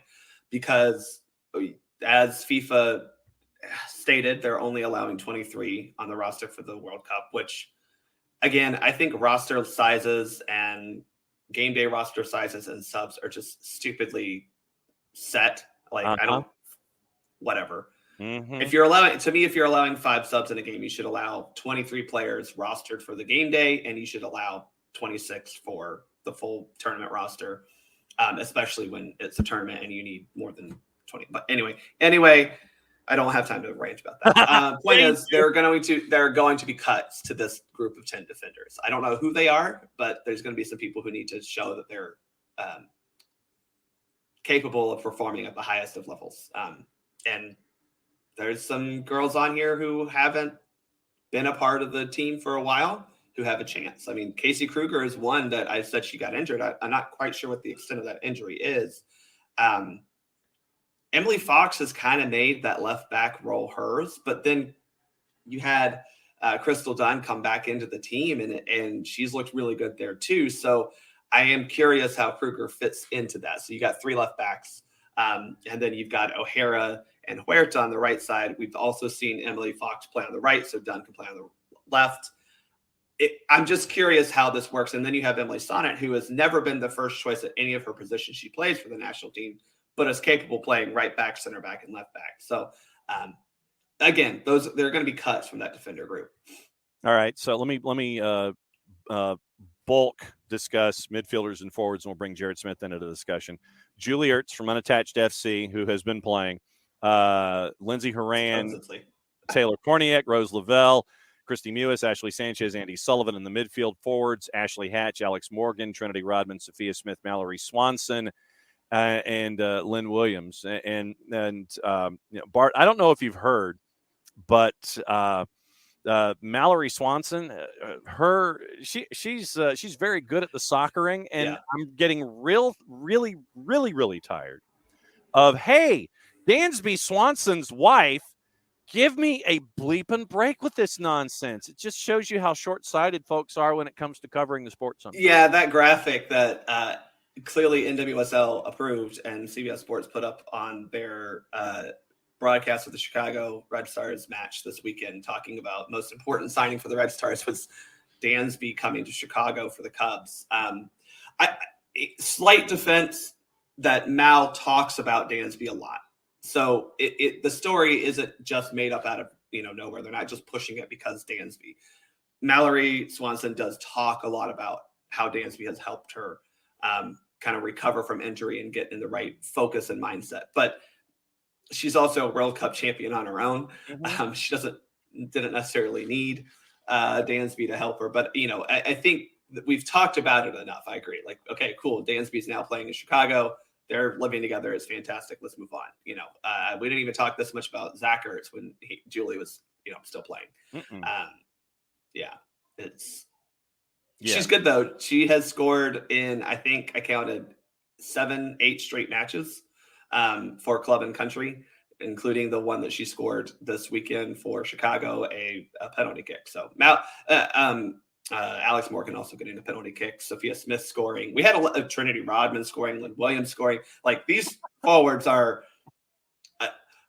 Jarrett. I don't think there's a better, like, men's or women's. I'm saying this straight. I don't think there's a better group of attacking players on any national team, and that's including, like, I'm talking the France men's national team. It's a stupid combination of talent, and I mean that in a nice way. This doesn't. It's funny to me because if you would have told me, like, I don't know, a couple of years ago, like, hey, you're going to have the best group of strikers, and and you're not even going to have, like, a more mature and potentially, like, craftier version of Sydney Leroux, not even necessarily being a great player, right? But pushing other players. Yeah, it's wild. And yeah, the Mallory Pugh stuff, I'm just over, man. Because, like, instead of talking about, like, oh, she's married to Dansby, why not talk about the fact that she's a player who, a couple of years ago, we were wondering, like, hey, man, like, is she gonna be able to, like, stick in this national team? Because it's between injuries and underperformance, it just kind of seemed like she was kind of leveling out. And they're like, oh, maybe what she was is that's all she was going to be. But she's a player who's gotten healthy and has been great. And I feel like, why don't we have that conversation instead of the let's talk about who she's married to conversation? She's been an absolute machine. Especially now that he's not in Atlanta, so he doesn't matter anymore. This is true. Sorry, Dansby. Dansby is nothing personal, man. You made the same mistake others have. You don't go to the table against the Atlanta Braves. Mm-hmm. They're going to win. Mm-hmm. You table Alex Anthopoulos. That's not a great scenario. Two of those three are going to win, and you're not one of them. Look, there's a table in the ring. Alex Anthopoulos is the Dudley Boys, and you are a jobber. There's only one way this ends for you. But I'm thrilled for Mallory. Swanson Nipu because she has exploded the way she has. Yep. Because I remember when, what was she, like 17 years old? She's doing work. Yeah. And everyone was ready to christen her as the second coming. And it kind of felt like she leveled out for a while and it wasn't able to make that jump. And now she has, and it's awesome for her. I'd much rather us discuss, like, hey, Mallory Pugh's renaissance. And I say renaissance as she's not that old, but her renaissance in her career, I don't really give a damn who she's married to. I'm excited that she's able to contribute to, as you said, and I don't disagree, it's a stupid quality of attacking. Because once again, any other time in history, Kristen Press is like the possibly unquestioned number one.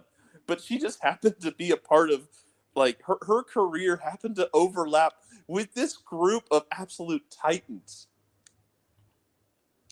I mean, yeah, she's she had 11 goals last year across 16 competitions for an NWSL, which was, she had 4 in 2021. So you're talking about a renaissance that is an exponential increase. Yeah. And she's already started off the season this year with 1. And I know her goal was a penalty kick, but she was dominating the entire match for Chicago. Like, the fact that she didn't score before that was pretty insane that she couldn't find the back of the net. So yeah, she is potentially going to have the golden ball type tournament. Maybe even, definitely golden boot, I think, for the women this summer. I especially with some of the big names out. Beth Mead probably out. Viv Miedema out.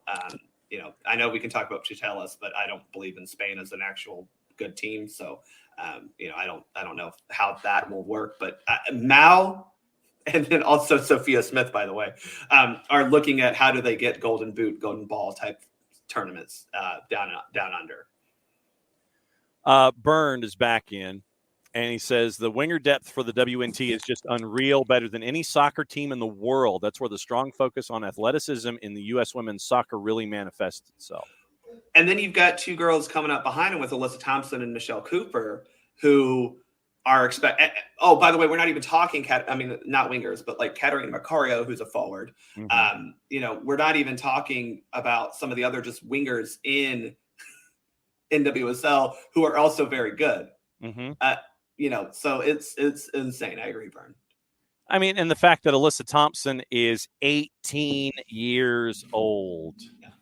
Yeah. And you're getting that kind of talk. You're getting that kind of hype from NWSL Draft Day. She's making the immediate kind of impact. I know that we're also staring at folks like Olivia Moultrie, who is, last time I checked, still younger than Alyssa Thompson. Yes. And you're seeing all of these kinds of things. Let me ask you. Another 15-year-old signed by NWSL the past week, and I cannot remember her name, but yeah. And I mean, so you're having all of these kinds of things coming through with the NWSL and the talent pool here in the United States. Let me ask you this part. We mentioned it in the opening kickoff hour number 1 wall pass segment. Hervé Renard goes from the Saudi Arabia men's team to the French women's team. Mm-hmm. And he got the okie doke to leave from the Saudi Arabia men's national team. They give you the couple of sentences, wish him the best in his future endeavors kind of a thing. Do you anticipate, now that Hervé Renard is back, that you will see the players who left because of Karine Diacre? Do you anticipate the sprint to get them back in so France can have their full complement of players, and yes, I did just use air quotes, for the time that you're going to be spending down in Australia and New Zealand? I'm not entirely sure how to answer that, because I think that depends on the conversation Hervé has with those players, because they were very clear that it wasn't just the coach that was the issue. It was kind of the professionalism of the program as a whole. But you got rid of the French Federation president. You got rid of your head coach, Karine Diacre, who underperformed at best with the French national team. So I think Renard is a very good guy to come in and lead this team. He is an experienced coach, but we also know that he hasn't always had success. and he hasn't always gotten along with all of his players. So we'll see. He does have to kind of get on the phone and reassure them. But I do think that he will bring the expectation of professionalism from the French Federation that I don't think there was for this French women's team, especially for a lot of these women who are playing at incredibly well-run clubs, especially when it comes to the women's game. Oh, Chloe Ricketts is who you were trying to think Ricketts, of. thank you. The 3-year deal with the Washington Spirit, youngest player ever to sign a contract with an NWSL franchise, and Michelle Kang has come out publicly and said that she wants to try and invest, I think it was $70 to $80 million in an independent practice facility for the Spirit, and she wants she wants the cap to increase. She wants all this other kind of stuff to increase. These are the kind of owners, frankly, that I love to see in the NWSL, because you're adding teams and you're adding interest, and you have owners like Michelle Kang who are invested both emotionally and financially in the growth of the league. And I think that that's just as important. I mean, we've talked about this on this show, the potential for growth of women's soccer. It's not just about investment. It takes money, but it also takes some sort of want to, right? So it's not just, I'm going to buy this NWSL team, because that's kind of what got us into trouble, right? With what was revealed last year during the Yates report and everything, that you just had owners who, quite frankly, weren't good for women's soccer, but we kind of gave them a pass because, hey, thanks for investing. So we do need owners who not just have the money to invest, which the NWSL investment, though it's a lot, is not at the level of MLS for a lot of reasons. But it is comparative to other women's soccer clubs in the world. It's comparative to other soccer clubs or internationally. So it's not like you're buying nothing. But it does take some work to say, okay, these are the practices, the policies, and the standards we're going to hold ourselves to outside of just, are we winning? So that's Michelle Kang has been the premier example of what you want as an owner for this league, especially now that Merritt Paulson is out. Jarrett, before we go, and this is probably going to be a carryover topic, Bart, for next Wednesday. So in the time we have left, we can start the discussion, but I want to start it with Jarrett and the hot take artist known as Eric Winalda. And I don't know if you had the chance to see Eric's op-ed that he posted in The Guardian, and it came out this morning. I did not. I'm having a great day. I know. So pretty much. So we'll start it this week and obviously carry it over. And if, Bart, you want to continue to address it in Soccer for USPod, you can. So that way I can plug the Soccer for USPod at the same time. We're recording tonight, by the way, so we will have an episode by Friday. No worries there. And we do have some programming announcements, by the way. The games of the week tomorrow are Starsmill and McIntosh. So we'll be down at McIntosh for the friendly rivalry that is Starsmill and McIntosh. And also in the 10 o'clock hour tomorrow, it will be the USL Free-For-All. We're bringing in Kaylor Hodges and John Morrissey from the USL show. And we're going to spend some time about the USL in the 10 o'clock half hour. And Jarrett, I know that you've enjoyed having conversations with Kaylor Hodges about what's going on in Birmingham, whether it's with Hammerdown or with Kaylor in general. But yeah, Kaylor Hodges, John Morrissey coming in from the USL show tomorrow in the 10 o'clock hour to talk USL. So here we go. We're going to get started on this, and it's probably going to carry over to, if not one, but two extra shows. Quote, the American soccer community is still reeling from the fallout between former USMNT coach Greg Berhalter and the Reina family. It left the men's soccer program in an absolute shambles without a head coach, sporting director, or general manager. Sidebar, Eric. It's a hell of a framing statement. Well, and sidebar to Mr. Winalda, the contract for Mr. Berhalter had not been renewed, so that is not technically correct. The whole thing is a mess, resuming. The whole thing is a mess, and yet we see similar things in soccer across the U.S. every day. It's a product of the industry we created. Parents feel entitled because they hand over big money for their child to play. They effectively pay to have an opinion. As the men's game in America continues to stall, the women's game is still thriving after 2 successive World Cup victories. I know, Bart, you would probably challenge that to a degree. The rest of the world looks at us and wonders why we can't figure it out. Why is U.S. soccer still a laughingstock? People don't want to hear the reasons why because they're totally counterproductive to the industry we've created. But here's the first one. There are too many kids playing soccer. Paragraph. Let me rephrase that. It's wonderful that kids are playing the beautiful game, no doubt, but there are too many parents paying thousands of dollars for their kids to play alongside truly great players. That's not helping our best ones, and it doesn't help the average ones who are outclassed in every game they play. Our best players need to be playing with and against each other, not alongside a bunch of kids who effectively act as training cones. The boutique club programs they're meant to play in aren't helping either.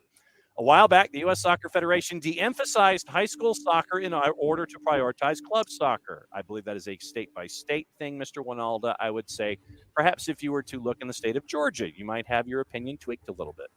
I have a lot of comments on that particular statement, but continue. And we'll finish after this paragraph, and we can pick it up. Resuming, Mr. Winalda.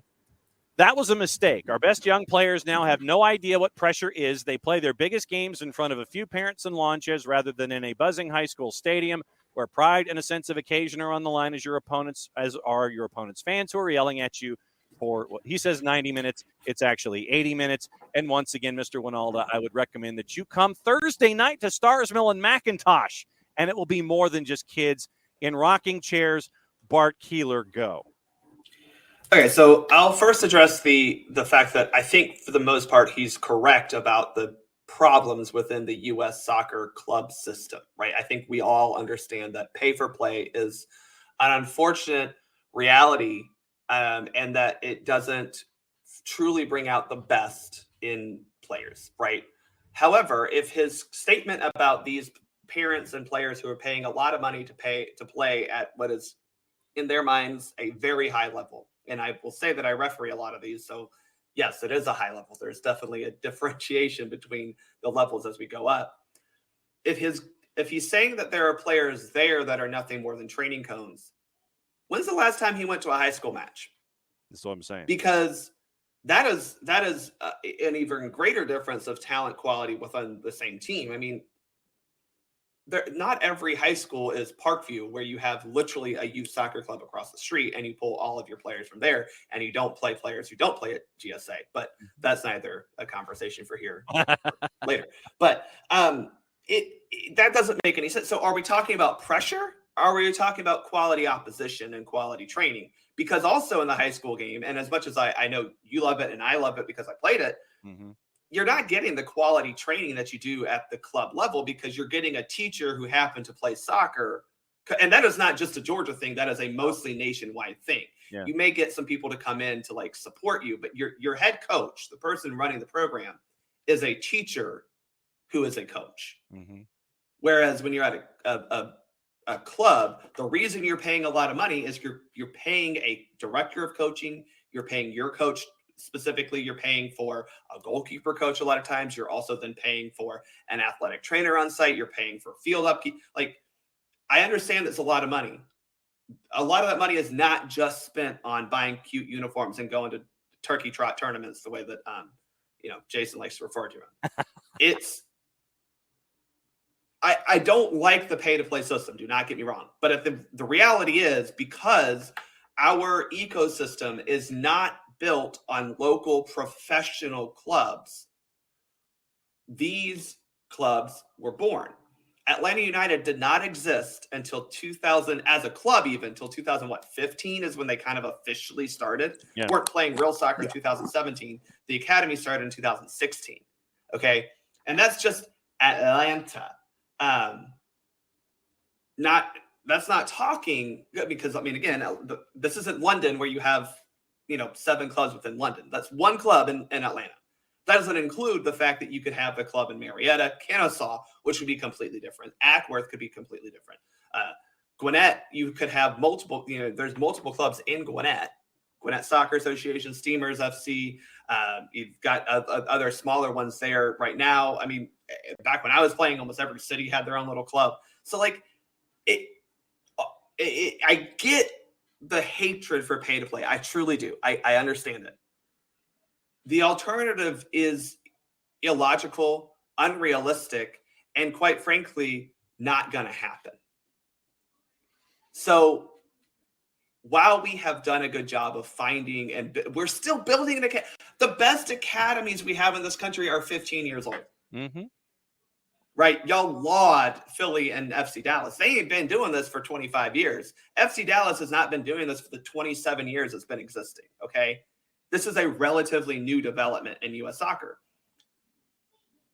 We're not going to get that because you're still going to have Gwinnett Soccer Association, Concord Fire, Inter Atlanta, UFA, and all these other ones that play at the ECNL level or above. Some of them, like SSA, even in MLS Next Pro, or MLS Next, I should say, they're going to still exist because you can't. We have how many people in the Atlanta metro area, right? That is like it's somewhere in the million. It's millions, right? But we only have like 500, 600,000 in Atlanta itself, right? But even then, 500, 600,000 in Atlanta itself is way too big for one professional club to service. Mm-hmm. So y'all got to have some sense of like just reality in these arguments. And furthermore, Eric Winalda does not get to say anything about screwing up a program because that man loves to talk rumor and innuendo more than any other news guy out there talking soccer right now. He's worse than Alexi Lawless when it comes to that. Trust me, Bart, he's a personality. He is not a news individual. That's how I look at him, as a soccer personality. I do. Fair enough. But the one thing that Alexi Lawless knows is to not spread rumor. He'll comment on things once they're out, but he doesn't spread rumors. And Eric Winalda loves to circulate that rumor mill. So, but yeah, are you talking pressure of high school, or are you talking quality opposition and training like you do at the club game? Because I'm telling you, man, like I referee at UFA up and coming, right? High level soccer. The high school down the street, Denmark High School, is not high level soccer comparatively. So which do you want? Do you want pressure, or do you want good quality training and opposition? Because you can't have both right now, unfortunately. Jared Smith, last word to you. Eric Winalda, Eric Winalda is a talking head. He does not exist to provide substantial commentary to whatever the hell, you want to listen to with all this. Like, he's not here to provide you like brilliant soccer mind takes. He is there to say stuff that will generate traffic, because for some reason, we as a broadcast society are still operating under the assumption that was proven wrong already when Facebook manipulated basically an entire industry's worth of data to tell people that everyone's pivoting to video, pivot the couch, when it wasn't a fact, because Facebook just wanted to make more money for themselves. In a similar vein, you keep Winalda, you keep giving him a microphone, because he is going to generate traffic for you. It's pretty much it. To think about it more than that feels like a waste of time, Well, what I wanted to do with this is understanding, and OG is correct. Winalda's favorite topic is Winalda. What I wanted to do with this is, while, yes, I understand that I'm bringing comments from this individual to the fore, I wanted to have folks address it logically and chase after his thoughts, addressing those points in a manner that we do here on this show, because we do it differently. And we run through all of the different points. We run through everything that's said. We sit there and we will look at things a paragraph at a time and try to understand where someone is coming from, and at the same time refute when it needs to be refuted. But we can have those conversations, and we can get on a horse about this sort of stuff, but we also have to set a line between what's worth a conversation and what's not worth the time of day, man. Right. Like, well, there's a difference. It's the same people who want to bring up Pro-Rel as some solution to getting better players without, like, I see people talk. Sorry, we're dipping into this. So, the Pandora's box has been open. It's a wall pass win, brother. Jared, I see people tell me that, Pro-Rel will make our academies better. I'm like, no, Pro Rel doesn't make the English system academy better. Arsenal's going to have a fantastic academy because Arsenal has billions of dollars to throw at it, right? But also you have academy systems that exist at lower leagues that don't make those lower league teams like move up. Mm-hmm. But they like it's just this. They think that these things are just magic bullets. One, and two, that they can exist in vacuums, right? Like, oh, well, we can just get rid of pay for play because pay for play is evil. And it's like, okay, so what is the alternative? Is it free soccer everywhere? Because how do you get to that? We're not getting government subsidies for that. We can't. U.S. Soccer can't afford that. What is your actual solution? And it's not high school soccer. It could be better coaching and support of, I don't know, academic soccer, if you will, right? In high school, middle schools, like that would be fine. But again, you're not getting good coaches because you have to have teachers. Mm-hmm. And I'm not saying that these teachers aren't good coaches, I think, but like there's a difference. That can't be mutually exclusive. You need teachers. Teachers and coaches. You can't have them working two separate aisles of the store. You want to try to have them working as the same thing. You don't want one. You don't want one or the other. You're looking for both in the best opportunity you can. I don't think. I mean, that's where you were going with that? Yeah, exactly. I mean, that's where it is. It's like when you're talking about a club level coach, that is their job. They go through lots of training to keep that. They don't necessarily do that at the high school level. And to be fair, a lot of those coaches do that because you're getting good coaches at a lot of high schools. I'm not saying that they're not good coaches. Please don't say that I'm saying that. I'm just saying that the standards for coaching at the club level are higher for a lot of reasons. Mm-hmm. And that's the first half of the article. I posted it in the Twitch pitch on purpose. Christmas. Man, it's I don't know, man. It's so. Oh, I know. It's also disrespectful to what. Yeah, go ahead, Bart. It's disrespectful what Cindy Parlow-Cohen has done during her time here. You know, I mean, like she's taken every challenge, in my opinion, and smashed it. The equal pay problem, she figured out probably one of the most innovative ways and most equitable ways to resolve the equal pay issue. She and JT Batson have been clear about that money is not really an issue with hiring the next men's head coach. Mm-hmm. They've taken time to actually say, okay, does this structure that we have make sense? So, Jarrett, I'm just confused. Like, he's saying these things, which, by the way, you're saying these things because all of your buddies and pals have screwed it up, which you're included in that as well. But that whole mid-'90s team is just full of circus. Mm-hmm. That whole mid-'90s era just seems to be full of people who love the drama and love the circus of it all, and for whatever reason. Look, here's the thing, man. You're getting into this point now where you're starting to deal with the potential bear trap of the fallacy that he's going to create here. Because the people that are like, yeah, what's going to happen is if you say, you can sit here and say, you know what? Yeah, we know youth soccer in this country isn't perfect. The answer then isn't, yeah, so he's right. So you admit he's right. No, because it's more nuanced than that. Right. But people are going to get super excited and they're just going to fall over themselves like, oh, so you mean he's right? No, it's not. This is like this modified, stupid-ass bear trap because when Alda decided to go Galaxy Brain, like, yeah, we know not everything is perfect in this country with youth soccer, but you don't fix everything if all you're going to pick up and bring to the party is a hammer. Yeah, and that's you can't. And you know, to OG's point, like you can't. I should say you shouldn't say you can't because what can and can't happen are two different things. But it's a broad ass brush, right? And he's very painted across all of youth soccer in America, and he's very good at that. He is very good at that. I'm just, man, like I said, it's just it creates this trap that he and anyone who's about that life is going to be able to set of. Well, I've said all these things and painted with a broad brush. Well, it's not like that. Oh, so you're saying it's perfect? No one's saying that because it's going to create this just exhausting fallacy of no one who wants to negotiate in good faith and discuss the problems in good faith. And it's really damn stupid, really damn annoying to deal with.